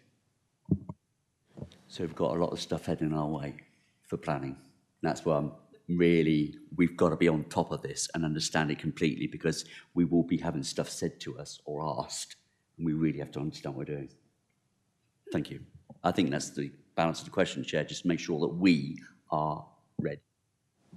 I think you've made your point, Councillor Taylor. Yeah, definitely.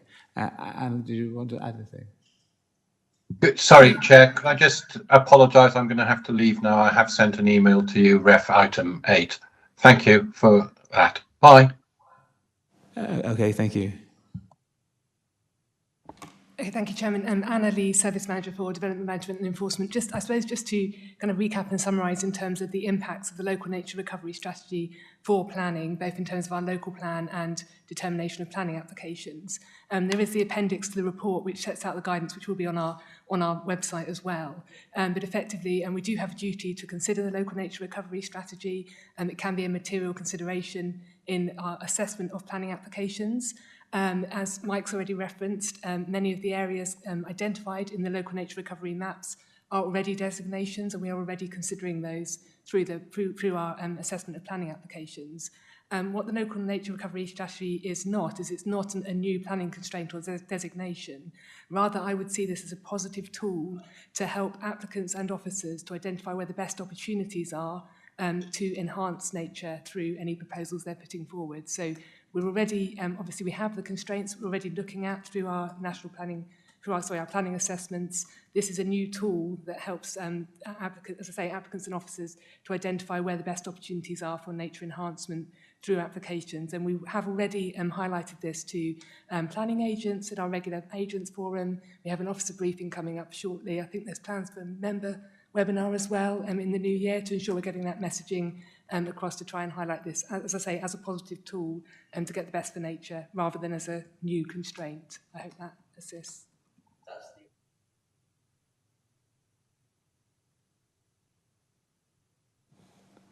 Anybody else?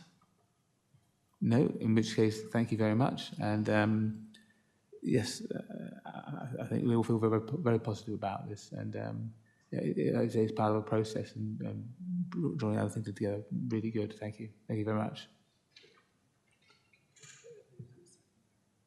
Yes. So for. Oh, okay. So sorry. Yeah. Yes, because this is going to cabinet, we need to propose it and second it. So let's see someone propose. And second. Yeah, Councillor Starr, second. Okay. All those in favour of those? Yes. Anybody against? No. Okay. Thank you very much. Thank you. I might we should just press on. We've got a major item now, but we'll break. Okay. We'll have a 10-minute break then, and please come back in 10 minutes' time. Thank you very much.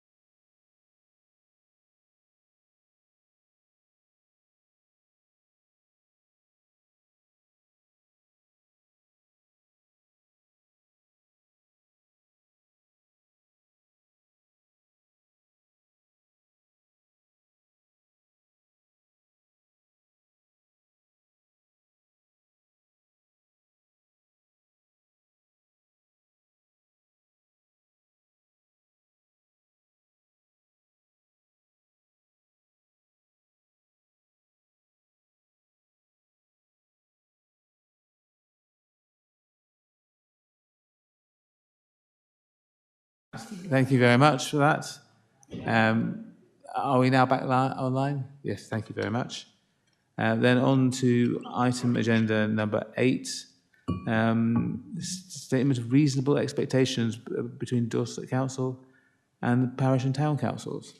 A very fascinating subject. Who is there? Speakers on that. Is it okay? Is he there? Councillor Hope?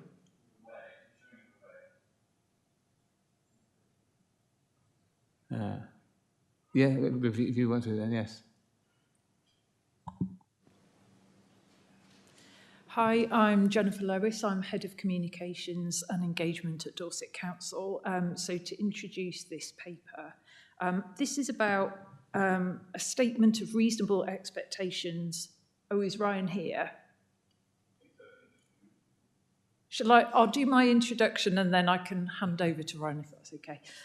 So yeah, a statement of reasonable expectations for partnership working between parish and town councils and Dorset Council.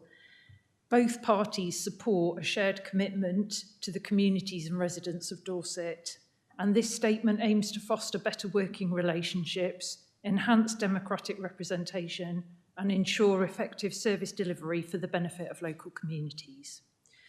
You'll see in the statement it's got several key themes. So they are mutual respect and recognition, communication and engagement, support and capacity building, collaborative working, and transparency and accountability.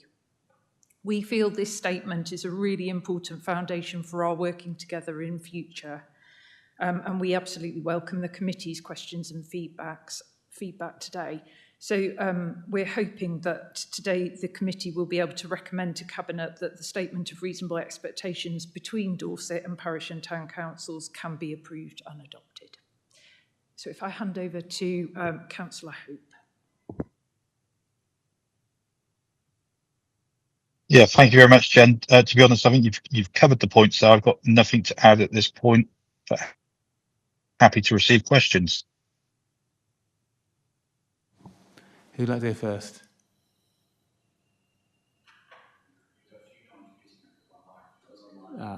Right, yes. My eyesight. Sorry? Okay, if you want to, Carol James, if you want to start the first question. Yes, thank you very much, Chair. I read the report. Must be honest, I was quite horrified at some of the language in there.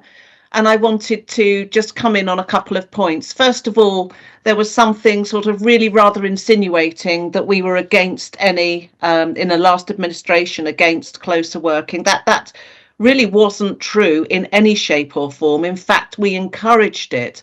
But I know there was a feeling of not wanting to consider area boards because, quite frankly, we felt that was another layer of bureaucracy. And, you know, knowing our communities, I think they would absolutely despair at another layer of bureaucracy.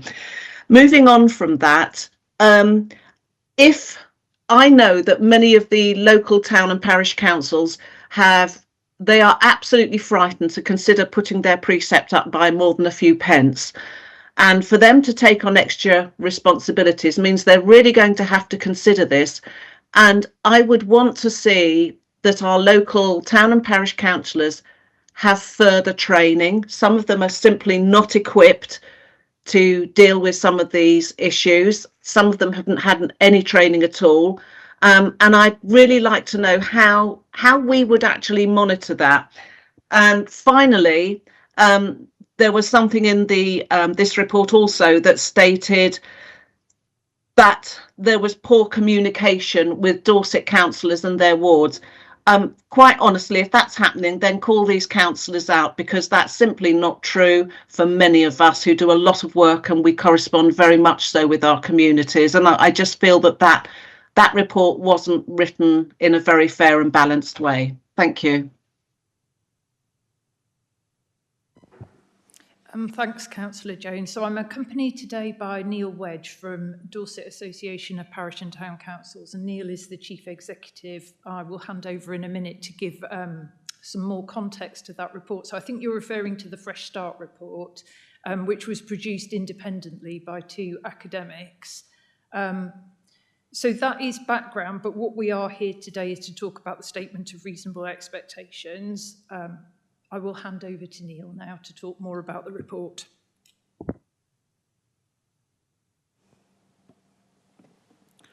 Thank you. I'm Neil Wedge, Chief Executive of DAPTC.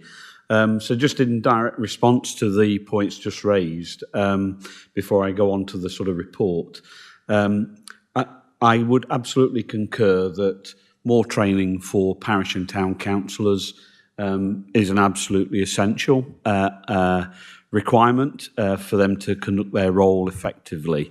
It's an area that we constantly battle with, but it's an area that we are hopeful that we will address going forwards.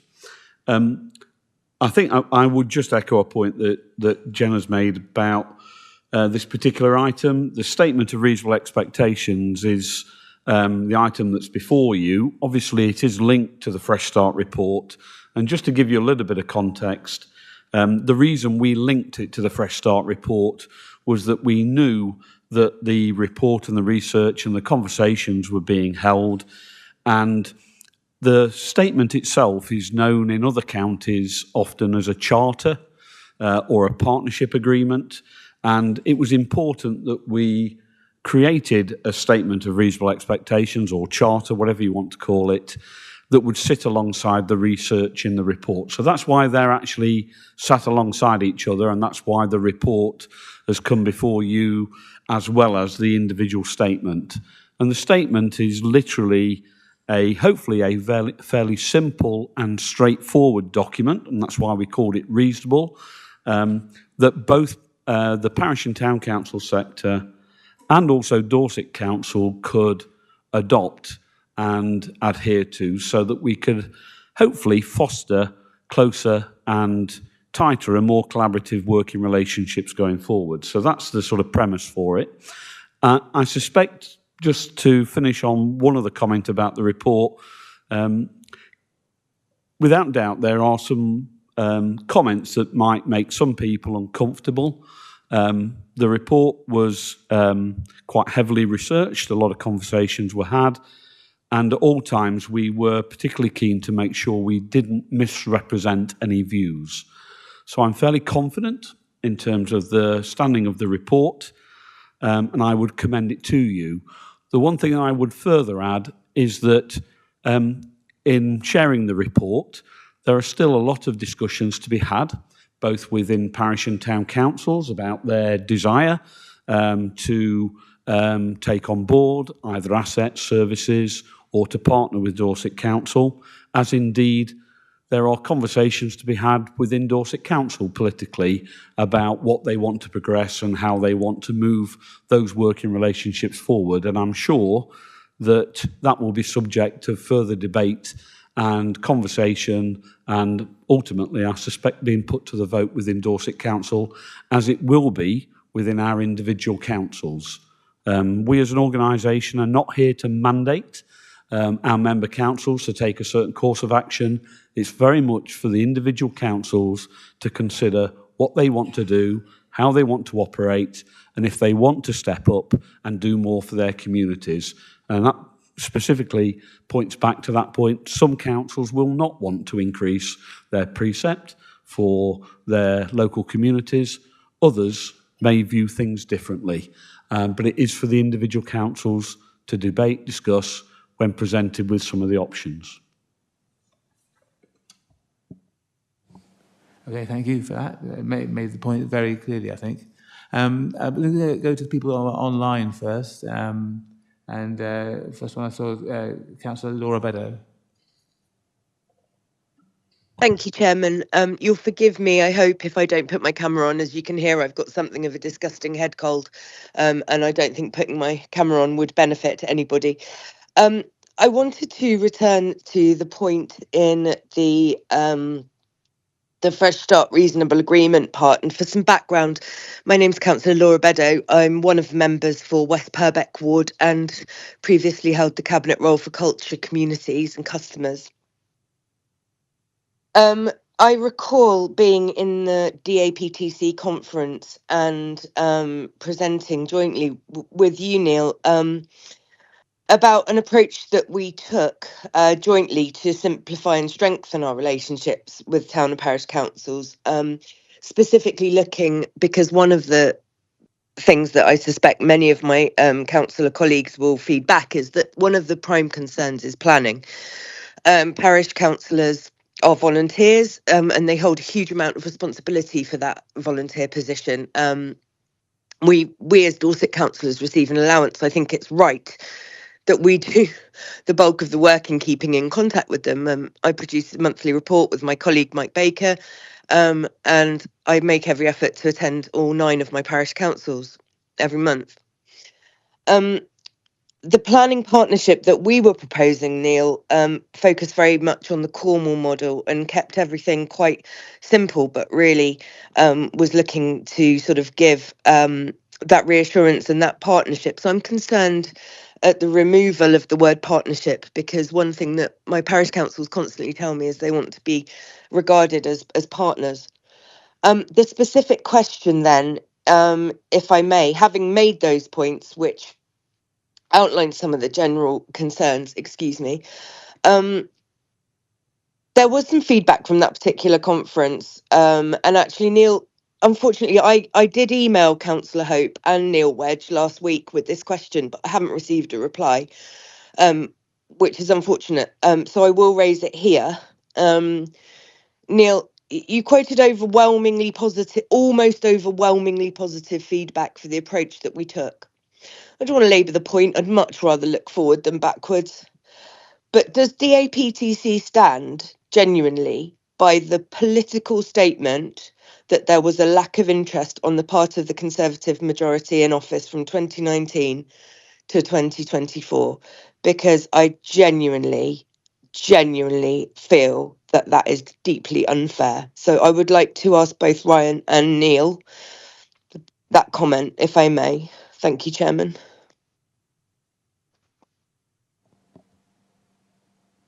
Thank you, Laura, for your question. I will respond in full once I get back this afternoon. I'll email you back, and we'll copy in the other parties. I think it's difficult to look at one isolated event in the course of quite a long period of time, and I would be misrepresenting my members if I was to say that everything was absolutely fantastic and above board and communication engagement was spot on from Dorset Council. You know, we get to interact with Dorset Council in a number of different ways, and it's fair to say that on that particular occasion, I think it was a very successful event, and the part that you played in it was equally successful. So I would sort of concur with your views, but I wouldn't judge the report simply on one event during a period of 4 or 5 years. It would be a little bit naive of me to do so. The report and the authors based their feedback and the content on their interviews that they conducted. I wasn't actually sat in on those interviews. I helped facilitate the conversations with both colleagues at Dorset Council, but also colleagues across our larger 25 or 30 parish and town councils. And that conversation continues as we speak now with the smaller parish councils, which is the second phase of our engagement. So I'm sort of, in a bizarre sort of way, I was a bit puzzled by your question by email, because I actually sort of agree with that particular one instance. But I think over the entire period, there are a number of examples where communication engagement and activities between the parish and town councils and Dorset Council could have been better. And yes, it's a particularly prickly area to talk about, but you know, when we meet a lot of our parish and town councils, they often relay to me about the broad bandwidth of responsiveness of ward members. We ask them to take the issues up with them locally, but we do have some people, much like yourself, Laura, very dedicated, and reporting to your individual councils on a regular basis, but we do also have some members that aren't as active or as proactive, and that is a source of frustration for a parish and town council tier that over the last number of years have felt a little bit disenfranchised since the creation of the Unitary Council. And I'm happy to stand by those comments. I get regular feedback on that basis. Thank you, Chair. If I may, I agree with those comments from Neil. Thank you. I absolutely agree. I think there have been times across both administrations where town and parish and councils have felt disenfranchised. I 100% agree. And I also know that I'm not going to name and shame, but there are members of various parties who do not engage with their town and parish councils. And you can see that quite clearly if you just drop into any town and parish council minutes and see which Dorset council members are there and which aren't. But that's not a lack of interest on behalf of the Conservative administration at the time. There will always be problems. There will always be, niggles and things that go wrong in any relationship. It does not necessarily reflect a lack of interest, and I really do take umbrage at that. I think that's wrong. But obviously, DAPTC stands by that political statement. And I'm grateful for your response. I would just say though that I welcome anything that we do to increase Dorset Council's partnership. I would still call it partnership. Town and parish councils are absolutely essential, and I think it's really unfortunate that it's been put forward in this way. And I also sorry, Chair, would take issue with the comment that you made, Neil, about previous things not being above board. I'm not quite sure what you meant about that. Certainly everything I did in role was above board, or I would hope it was. But thank you very much, Chair, for your indulgence. Well, we are a very democratic council, and obviously everyone's entitled to their own opinions, just as you said there as well. Next person I have online was Val Apothecary. Thank you, Chairman. And I apologise for not being able to be there with you today, but I'm very grateful for the opportunity to give my opinion on this agenda item. Regarding the background papers, a fresh start findings on key policy issues. My personal view is that the elected members are, unfortunately, rather late to this party, and I disagree with much of the content of the background paper. It's unfortunate that so much has, I feel personally, so unfortunate that so much has been consultations happened between the towns and parishes, quite rightly. And I haven't been invited personally to any of those meetings to try and build bridges and give my opinion. Anyway, I feel parish councils have different abilities and are not consistent in their desire to step up and take on additional responsibilities. One size does not fit all, actually. In my ward of Gillingham, many of these issues were faced several years ago when Tough Choices was rolled out by North Dorset District Council. I feel, having spoken to my local town clerk, who feels that there are no outstanding issues between my local council and Dorset Council. She feels that they have a very, very good working relationship. So I don't know if that's typical or just an exception. The other difficulty in asking people to consider increasing their precept, I feel confident in saying that most households would be very reluctant to increase their precept further, to upgrade local facilities and some functions, particularly when residents are advised of the savings, were advised of the savings if LGR took place. the reality has been far from what was assured or even promised. I feel it's already difficult. We have difficulty encouraging residents to offer up their services and insisting on reasonable and in some cases rigorous training, for in most cases no remuneration will make the situation more difficult. I've always felt a local Dorset Council member should be a conduit. Myself, having served for 25 years on my town council, I very much agree that closer working is desirable. However, I have serious misgivings about supporting the adoption of the Statement of Reasonable Expectation. Thank you, Chairman. Thank you, Neil. Thank you, Councillor Apothecary. Just to come back on a couple of the points that you've made there, and broadly to agree with you, one size doesn't fit all, and it'll be a fundamental and key part of the democratic process that if parish and town councils are asked to take responsibility for asset service delivery, then it needs to go through the proper governance of a parish and town council. And make sure that they have the capacity to take on board those services.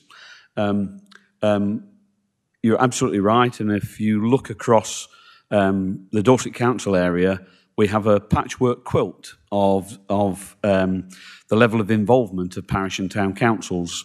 Gillingham took a high proportion of services and assets from North Dorset, and therefore is probably one of our town councils that's probably closest to the situation that's evident in Cornwall, where the town councils are undertaking a high proportion of activities for their communities. But of course, we've got other parts of the Dorset Council area that are at the other end of the scale. So the report was there to reflect those different circumstances, look at the options that are available, and for councils to consider what they do. We have actually been engaging with our parish and town councils, particularly the larger ones, to get an indication from them as to what the appetite is for doing more. And interestingly, Gillingham had considered that item and actually responded to us. You have an excellent town clerk who absolutely rightly has a super working relationship with officers at Dorset Council. And that's probably down to your clerk and their skill level and stakeholder management. But effectively, Gillingham have said that they are not in a position currently that they would want to take on more services. And we perfectly respect that view and that output from what is a separate statutory body. And I think you've just articulated exactly, how this should work, given the sort of report findings and what you consider as your council you need to do for your community. So I'm not here to disagree with you. I mean, to say that's how it should work. And I think the report is there to present the options open to parish and town councils that might be in a different place to where Gillingham Town Council are. Thank you, Neil. And just to add, we're here today to talk about the Statement of Reasonable Expectations, so it would be helpful. I understand there are concerns perhaps about content of the Fresh Start report and concerns about ideas in future if we pursue double devolution and how that might work in practice. If we go down the road of double devolution or area boards, those ideas will be formulated, will involve Dorset councillors as well as parish and town councillors, and it will be brought back here. But today we are purely talking about the Statement of Reasonable Expectations. So Councillor Apothecary, I was wondering, you said you couldn't support it. Was there anything in particular in that statement that was causing concern? If I may, Chairman, respond to that. I think it's the general, it's not one statement in itself, it's the whole context that it's been set in, I feel. obviously I'm going to bang the drum for Gillingham because I feel it's an exceptional town council who's always been prepared to be a front runner on any proposal at all that will help the residents of Dorset, frankly, obviously particularly Gillingham. And in the past 20 years, if anybody wants to do a trial run, they pick on Gillingham because they're known to be good working relationships and have a go people. So I suppose it rather stung to read this sort of, I feel, rather negative view about a lot of other towns and parishes. But I do truthfully feel that it will be very hard to get the right quality of members to step up for their local town, and particularly parish councils that don't have the required experience. I mean, I'm not even talking about qualifications, I'm talking about experience. A lot of our parish councils, I've got 6 parish councils apart from Gillingham, that are always looking for more people. And it's hard, and it's all voluntary. They don't really want Big Brother breathing down their neck saying, well, you're going to have to get all this training. I don't think it's reasonable to expect people to do that. So that's sort of part and parcel of why I don't feel able, to be honest, to support as it's being presented. Thank you. Just to pick up on the point about the broader parish council network and ability to sort of progress, I think one of the things I would draw your attention to, and I realise that you are extremely busy people and you always have a significant amount of reading to do, and the report is 60 pages long. But I'd strongly urge you to read it more than once, because contained within the report is quite a degree of navel-gazing and a requirement on the parish and town council sector to do some housekeeping. Particularly in terms of the democratic deficit. You've mentioned training already, but it's also quite dismissive to suggest that some of our smaller parish councils aren't very proactive and very strong in terms of the support for their community. Despite being low on numbers and occasionally carrying vacancies, we have some very high-performing small parish councils that do quite a lot for their communities. So the report itself, not only being critical of Dorset Council in how it can demonstrate some leadership in the democratic space for developing and underpinning and sustaining the parish and town council network through probably a more strategic approach to things like community governance review. It is actually, I think, quite balanced and critical of our own members that do need to step up more and do need to think about how they're going to contribute and take an active part by the time we get to May 2029. And that's why the report focuses very much on a plan over a 5-year period up until the next elections. So it is specifically helpful in as much that it's talking about outcomes, actions and recommendations that it can take to address some of those issues that you've rightfully put forward. Thank you. Thank you. Did you want to come back on that? Yeah. Hang on. Sorry, are you talking to me, Chairman? Yes. It's just one more.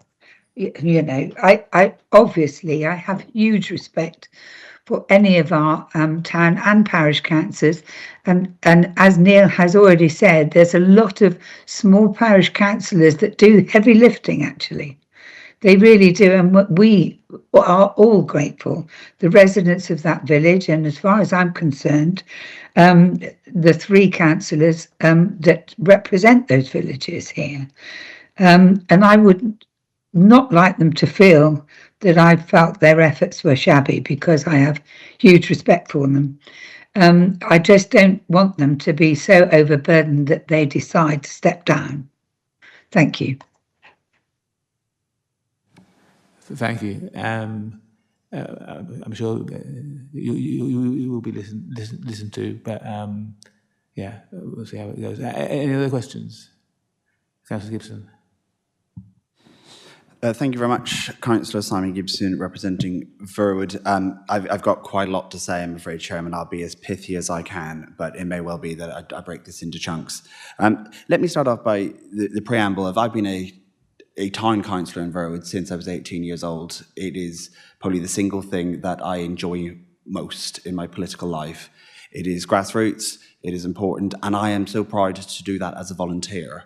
And actually, some things in the report I don't recognise around payment. It fundamentally alters the relationship I have with that role. And long may I continue volunteering in that.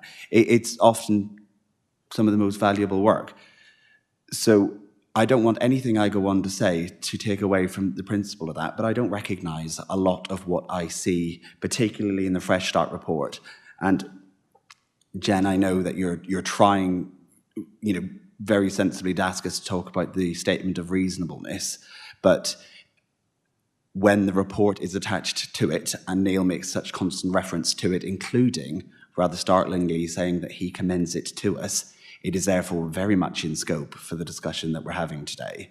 And it worries me, because actually, if the two were separate, if it wasn't part of the appendices to this report, I could potentially view the statement of reasonable expectations differently than I now do. My worry is you have linked the two together, and the report, the Fresh Start report, is terrible, in my view. I really disagree with so much of it, specifically the tone. Neil tries to make points about the fact that it's lessons for Dorset Council, but it's also lessons for the town and parish council sector themselves. It's just a chastising report all round. It made me incredibly angry, and I know it's made some of my town council colleagues incredibly angry too. I don't recognise the picture that it tells. But on to the specifics of it, in it there's some particularly big assumptions about what could happen next, which sets alarm bells ringing for me. So it talks about, for example, it proposes a 5-year plan to try and strengthen various aspects, the principle of which is fine. But without any of the detail that comes with that, it's very hard to sign up to a statement of reasonable expectations, because I feel like we're being led down the path in manageable chunks, where all of a sudden we will get a report that says, here's what area boards will look like, which on principle I am far from convinced about. Here is what an asset transfer policy to the town and parish councils will look like, even though the report itself makes it super clear that the councils that are open-minded to it have huge concerns about the financial burden of it.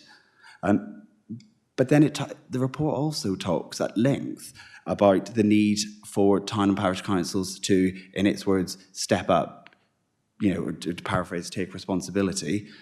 But its mechanism for doing so is excessive tax rises for our residents. And that is a wild assumption to make, that even if the possibility of doing so is acceptable, not just politically, but for the public. It talks repeatedly in the report about the fact that we, as Dorset Council, have a council tax cap, and obviously town and parish councils do not, and therefore there should be above inflation rises constantly, so that the capacity with the town and parish council sector is increased so that they can fund more. And it talks about adding on to the Dorset Council place budget. I would just say very gently, I just don't think that's a reasonable thing to ask. I certainly don't think it's a reasonable thing to assume. And as a Dorset Council, if we've got concern about the capacity to fund our assets in place, we cannot assume as a strategic level the way to plug that gap is above inflation tax rises year on year for our town and parish councils. That is not reasonable. We need to fund them ourselves if we think that they're worth keeping, and we shouldn't just be trying to shove them downwards. There's lots more I could say, and I can feel myself getting grumpier as I read this. But from my experience of being a town councillor, from my experience in my day job, working for a member of parliament who engages with a range of town and parish councils, what they want from us is they want quicker asset transfers. They want that to be sped up. We talk about it. What's the plan for that? They are willing to take on more, I'm sure of it, but we actually need to have the conversation not at a philosophical level, but on an actual level about what that will cost. Until you do that, I feel like, frankly, there's a risk that some town councils feel that they're being gaslit into taking on things that they don't know whether they can afford or not. And they don't know whether they'll be asking their residents for a remarkable rise in their precept to cover the costs. I know that's certainly true in my area. There's some reasonable things in there. The report and the statement talks about a community governance review. That's sensible enough for me. I can get on board with that. In the report, it matches my own experience talks about not necessarily having to have wards, about how actually some councils do a really good job just not having warding, whether that would help. Instinctively, I agree with that. I just want to flag that as well for when we do our own community governance review here at Dorset Council, that actually we need to make sure that we're consistent. If we're advocating for wards to be abolished, we ought not to go into single-member wards when the time comes here for our own review, but that's for a later day.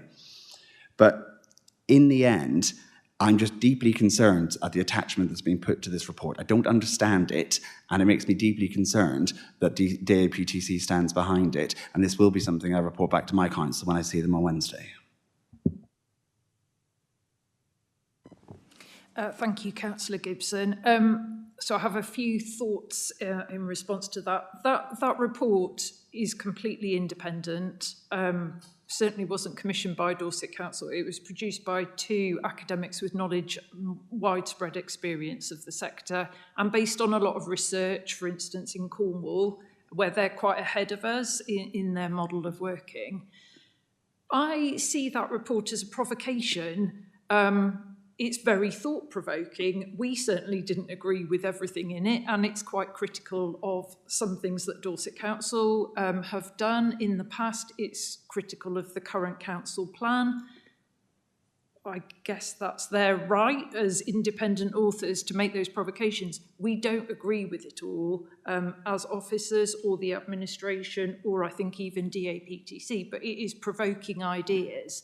So where we are now is we absolutely want to work more closely with town and parish councils and build that partnership that Councillor Beddoe was talking about before.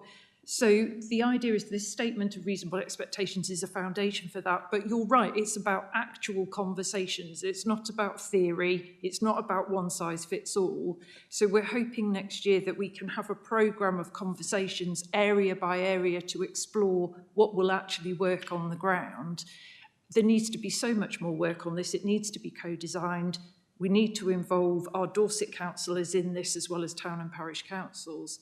And I think the further work that comes needs to be brought back here for discussion. But we're not at that stage today. This is just about the foundations for a better working relationship. Thank you.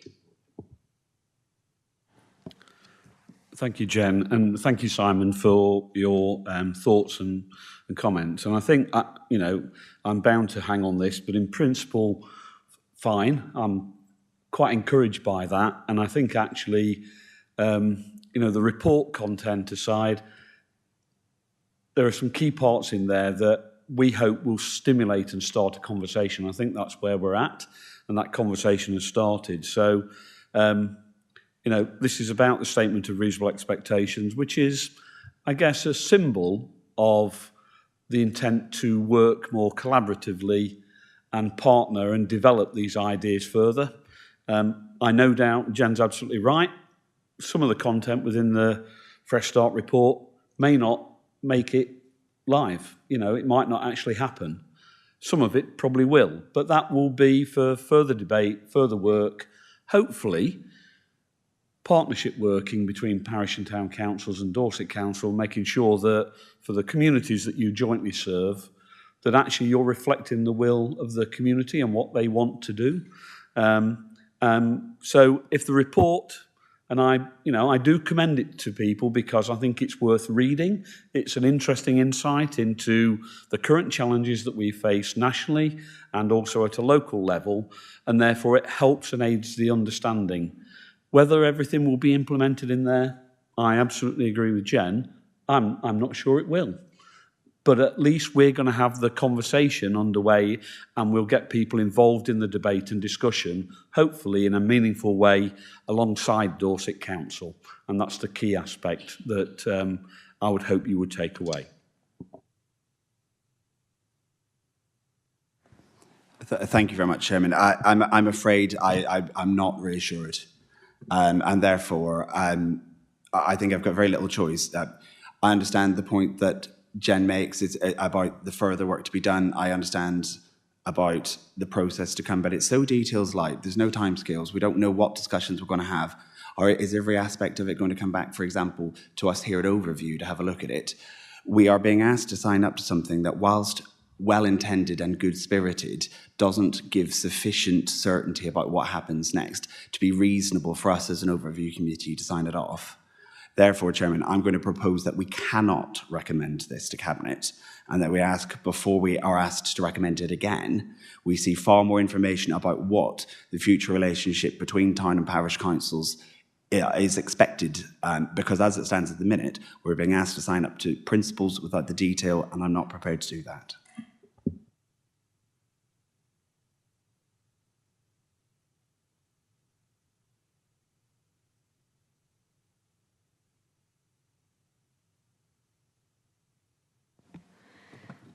Yes, I would like Councillor Sherry-Jesperson, Hillforts and Upper Tarrants Ward, and I would like to second that proposal. I wasn't going to say very much about this report, but I've become slightly more irritated as the debate's gone on. So bear with me, Mr. Chairman. First of all, I'd like to thank Mr. Wedge for his helpful advice on how to read a committee report. I have read this report more than once. We know how to read a committee report. That's what we do day after day, week after week in this chamber. Nor do I think it is prickly to call out inaccuracies and unsound basis of a report that is put before this committee for our consideration. We are not prickly, we are robust. And as an elected member, I am quite comfortable with reports that challenge the work of the council and everything else that we do. Like Councillor Gibson, I simply don't recognise the characterisation of the relationship between Dorset Council and the parish councils that I work with.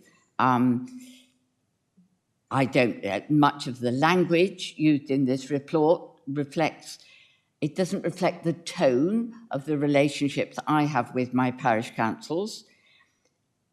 And more to the point, some of the opinions and the language expressed by the authors don't seem to be borne out by the views in the actual survey that is reported here, which is markedly less negative in the characterisation. It has phrases like broadly supportive, and so I think there has been a leap made in this report, which is, in my view, not academically rigorous at all, that has gone from the what was actually revealed in the survey and these conversations to what I would have to call confirmation bias.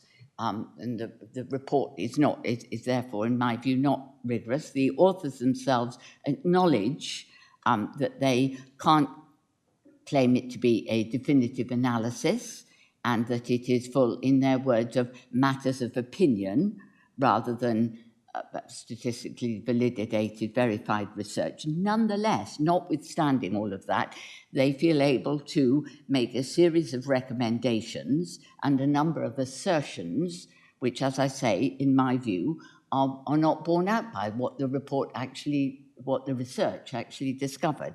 So I'm really very uncomfortable with seeing a report of this nature brought to this council. Of the recommendations, what I'm really uncomfortable about all of this is the underpinning assumptions that we're being presented here in this report that have been referred to by Councillor Gibson and indeed by others.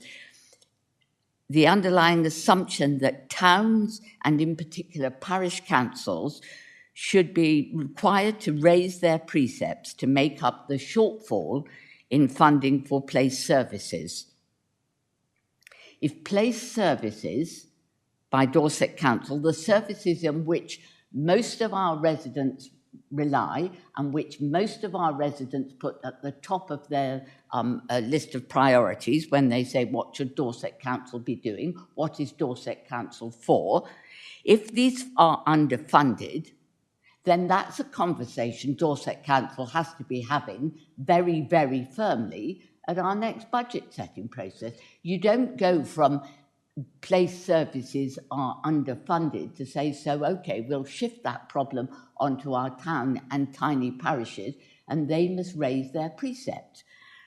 I think that the notion that our residents would be happy with wholesale raising of their precepts in the current context of the cost of living crisis that our residents are facing is as unacceptable to me as an elected member as the idea that Dorset Council might savagely raise our precept. It's all the same pot of money out of people's wallets and purses. So I think that's the first underlying assumption here that I wholesale reject. And I also reject this attempt to bring in area boards or some other layer of local government infrastructure with all of its ensuing cost by the back door. We had a lengthy, thorough discussion when Dorset Council was set up as to whether we wanted area boards, and the very firm view taken cross-party was that we didn't, and we knew why. And if at any point that circumstance changed, then we will have another equally thorough cross-party discussion with our residents to see if they do want area boards. This is no way to bring in a massive change like that by the back door. So I think it's an unsound report. I'm sure it was well meant, but it doesn't stand up to rigorous examination. I think the underlying assumptions within it are unsound, and for that reason, I absolutely can't support the piece of work that follows on from this report, that we should support the statement of principles. And I have to say, finally, Mr. Chairman, it is disappointing that the Overview Committee is asked to seriously consider a report that was not commissioned by Dorset Council, that nobody within Dorset Council is prepared to take any ownership of, that we have no idea where it came from, what its soundness is, and yet it is brought to this council as something that we should consider. Frankly, that's not how we do things in Dorset Council. We are far more careful and far more robust in the reports that we bring to this council. So it is disappointing that this report has been brought formally as an agenda item to this committee meeting. Thank you. Okay, Councillor Hope, I think you indicated you wish to speak on this. Yeah, thank you very much, Chair. Councillor Ryan Hope, I'm the portfolio holder for Customer Culture, Community Engagement and Ward Member for Weston and Weymouth. First of all, Chair, I'm just going to go back a couple of speakers to respond to Councillor Beddoe, if I may, and just to say to her that I fully appreciate the work that she did when she held this portfolio. She set a high bar, and she was completely committed to the work that she undertook. However, I just would like to point out that a couple of things, with the Conservative administration were setting up in the new council, with disruptions with the Ukrainian war, COVID, and there was distractions that nobody foreseen, which may be why some of the towns and parishes made the comment they did in the report. But I think that's not reflection of the council's approach to town and parish councils, or a reflection of the work that she did. So I just wanted to put that on record. A couple of points that have come up here, and one of the big points is the area boards. Now, we as a council need to recognise that the shadow council that was running prior to the existence, and while LGR was under place, did pass a vote to set up area boards to work better with our town and parish councils. It was something that we knew needed to be done, and probably would have done a lot of what this statement of reasonable expectations is now asking for. Now, that decision was made by the previous administration, the previous iteration of this council, not to follow through with that. But it has always been an aspiration of this new administration to do that under our Communities for All priority within the council plan. Now, I think the reasonable expectations, the reason, and to add to some of the points Councillor Gibson made, the reason that the detail's not there for the actions to follow from that is because it's not a one-size-fits-all with all of our towns and parishes. We have towns and parishes out there that are desperate to undertake more work and do more work and work much more collaboratively with Dorset Council. And there are some that still need further discussions and further thought process about how this could be done. But what this statement does, which is what the committee have been asked to look at today, is set that journey, is to say we now have the mechanism, and this is what we and you, because they are all asked to vote on this statement also, have agreed to do. It's not going to force anybody to do anything that they don't want to, but should give us a more joint up approach and put more decision making back at a local level. And I think that's why the report focuses on place, because I know from experience in my town council, we'd love to see verges cut more often. We'd love to see the streets cleaned more often. These are the place-based decisions that local elected officials can make and influence and put the budgets in place to do them. But that is a discussion for further on, as we discussed double devolution, if it's the route we go down and towns and parishes want to join that decision. Now, a lot of the attention today's debate has been given to the background paper. And I think it's fair to say that, again, to reiterate that this was an independent report. The independent authors spoke to select councils and select officials to get their views and feedback, and based on experience that they'd seen elsewhere. Now, if we're not going to listen to the frustrations of towns and parish councils, then how are we ever going to address them? And I think that this statement starts to put us in that way, that we are prepared to. Now, we know there are some towns and parishes that are happy with the relationship. There are some that feel things are done to them. But this statement goes some way to address those points and moves us in a constructive way forward to actually work better for our residents. So I'm hoping that the committee do not support the recommendation now that's on the table and continue with the recommendation in the paper. Thank you, Councillor Hope. Does anybody else wish to make any comments? Councillor Taylor. Thank you. Councillor David Taylor-Chump, St Mary Ward, and also Dorset Town Council there as well. I'd like to ask the principal question, Neil, is the fact is that your membership that you have so far, some of the parishes won't join you. Can you tell me exactly how many there are?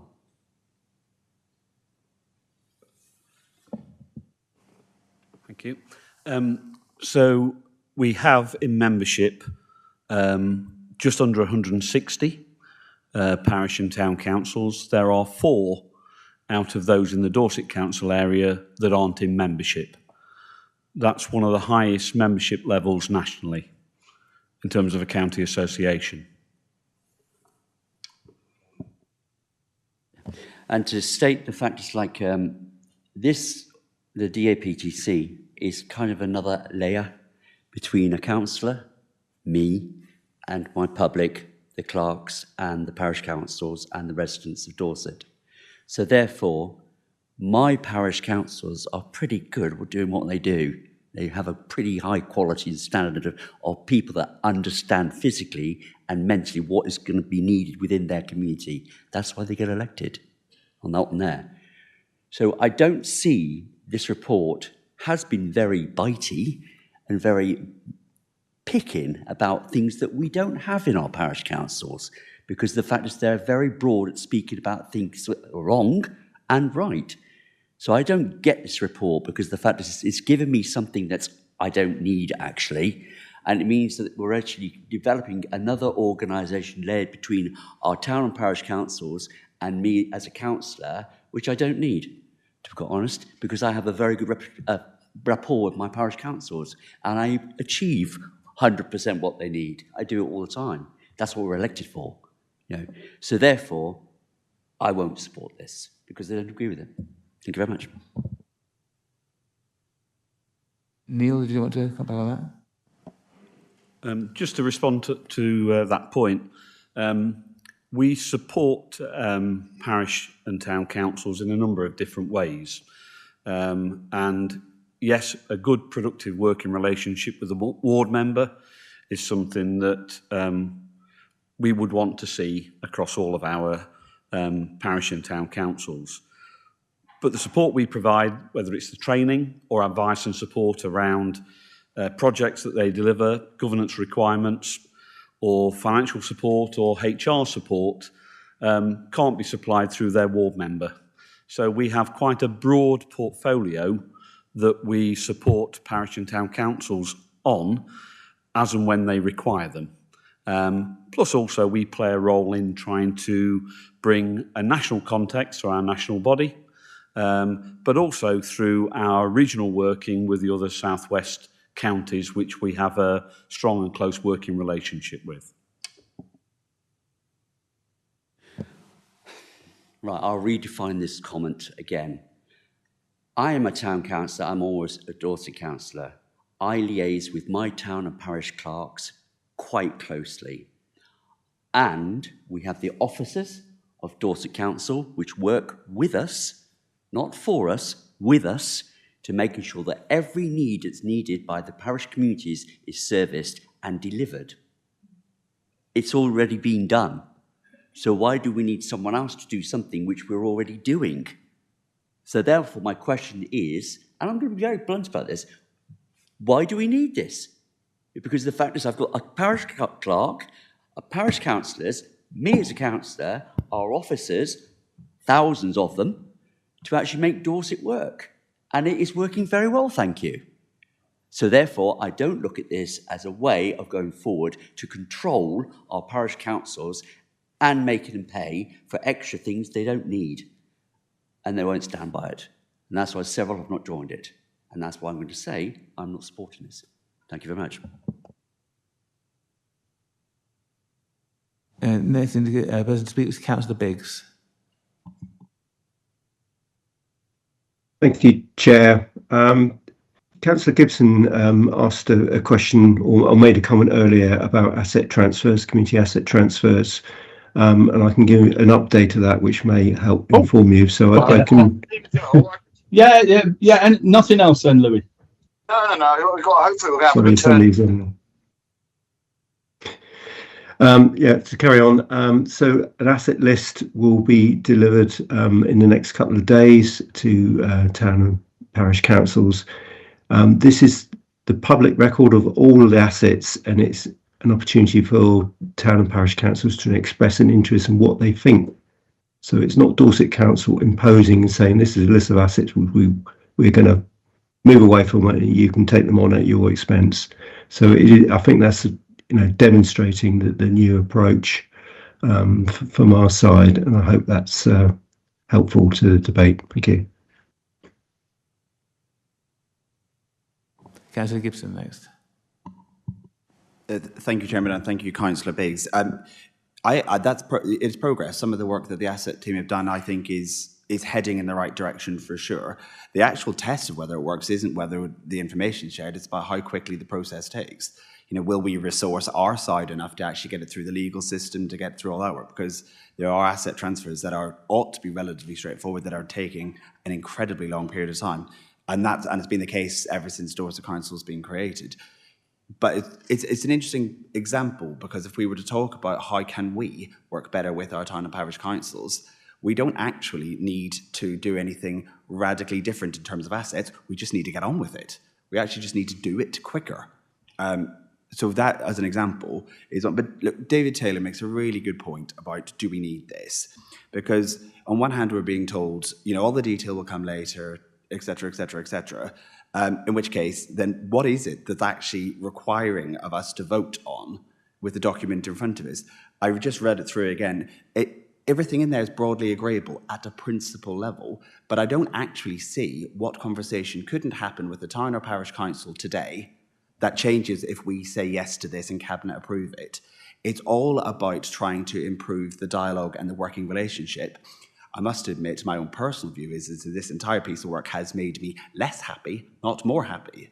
So therefore, actually, I'm not sure it's working as intended at this stage.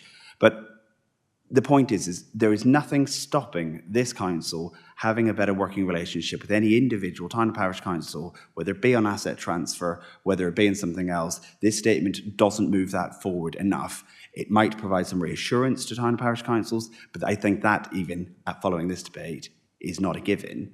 Therefore, I do think that it isn't a blocker if we say no to this. We can send it back and say, please come back to it when we understand better what the whole approach to dealing with town and parish councils will be. I know when I go to report to my town council on Wednesday, I feel fairly confident that they would be happier with that approach. But I think we've had a really good debate. I think it's time to head to the vote and say, do we think this is fit for purpose? I'll be voting no.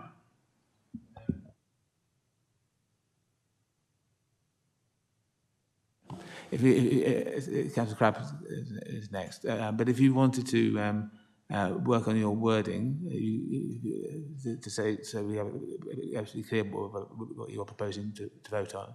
So if you do that, Councillor Crabb. Okay, thank you, Chair. Councillor Crabb from Sherborne West Ward. I just wanted to say that it's quite unfortunate some of the work hasn't, in my opinion, been done maybe as well as it should have been in terms of relying upon this fresh start report, which seemed to have, if you like, pardon the expression, just wound up a lot of people unnecessarily. And my belief is I think we should have a good and encourage the dialogue with parish and town councils. That's just my view. Okay, thank you.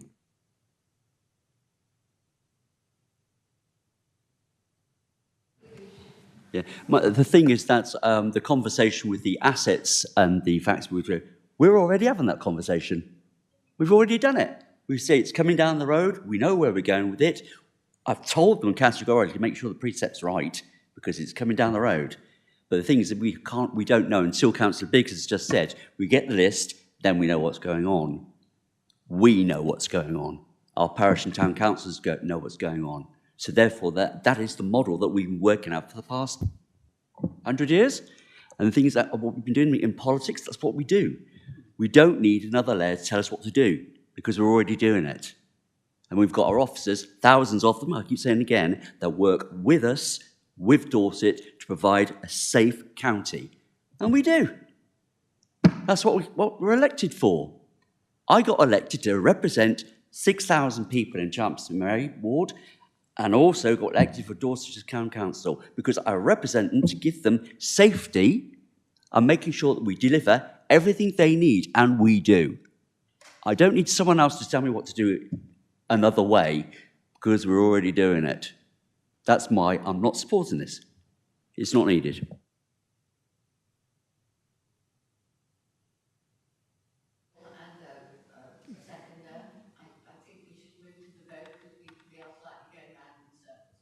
Okay. Okay. Okay. Have you got the wording actually? Sure. Thank you very much, Chairman. My proposal is that this committee does not accept the recommendation because we cannot support its passage onto Cabinet. That we believe far more work is required to establish what the relationship between the town and parish councils and Dorset councils will look like in practical policy terms, and that until we see that, signing up to a statement that, whilst well-meaning, is too vague to have any meaningful impact.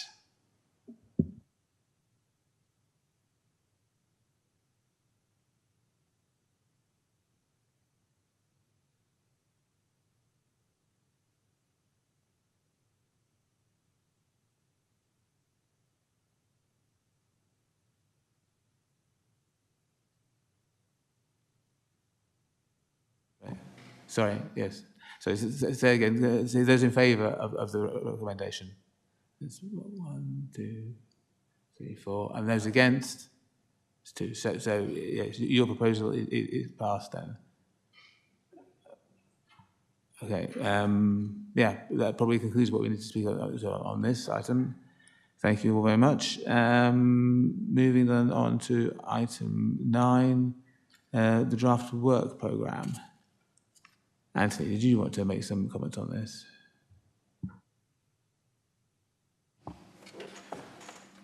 So we've had an informal meeting where we created a list of items which are now being worked up ahead of going to be quite a full agenda for 2026, which will hopefully be ready for the January or start of February meeting. Start of February meeting.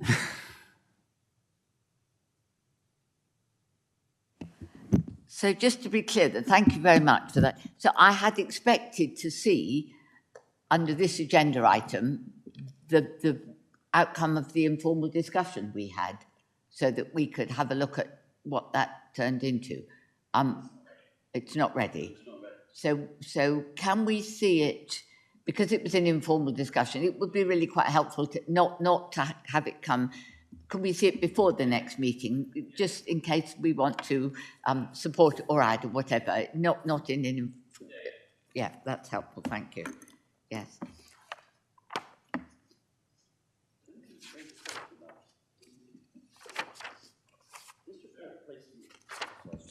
Working. Thank you very much. Councillor David Taylor again, Chelmsford St Mary. The report was going on Placement Resources Every Committee draft work programme. The very first item is e-scooters. Aren't they illegal? I don't know. Yeah. Thank you. It's just an observation. I think they're illegal. That's what I heard.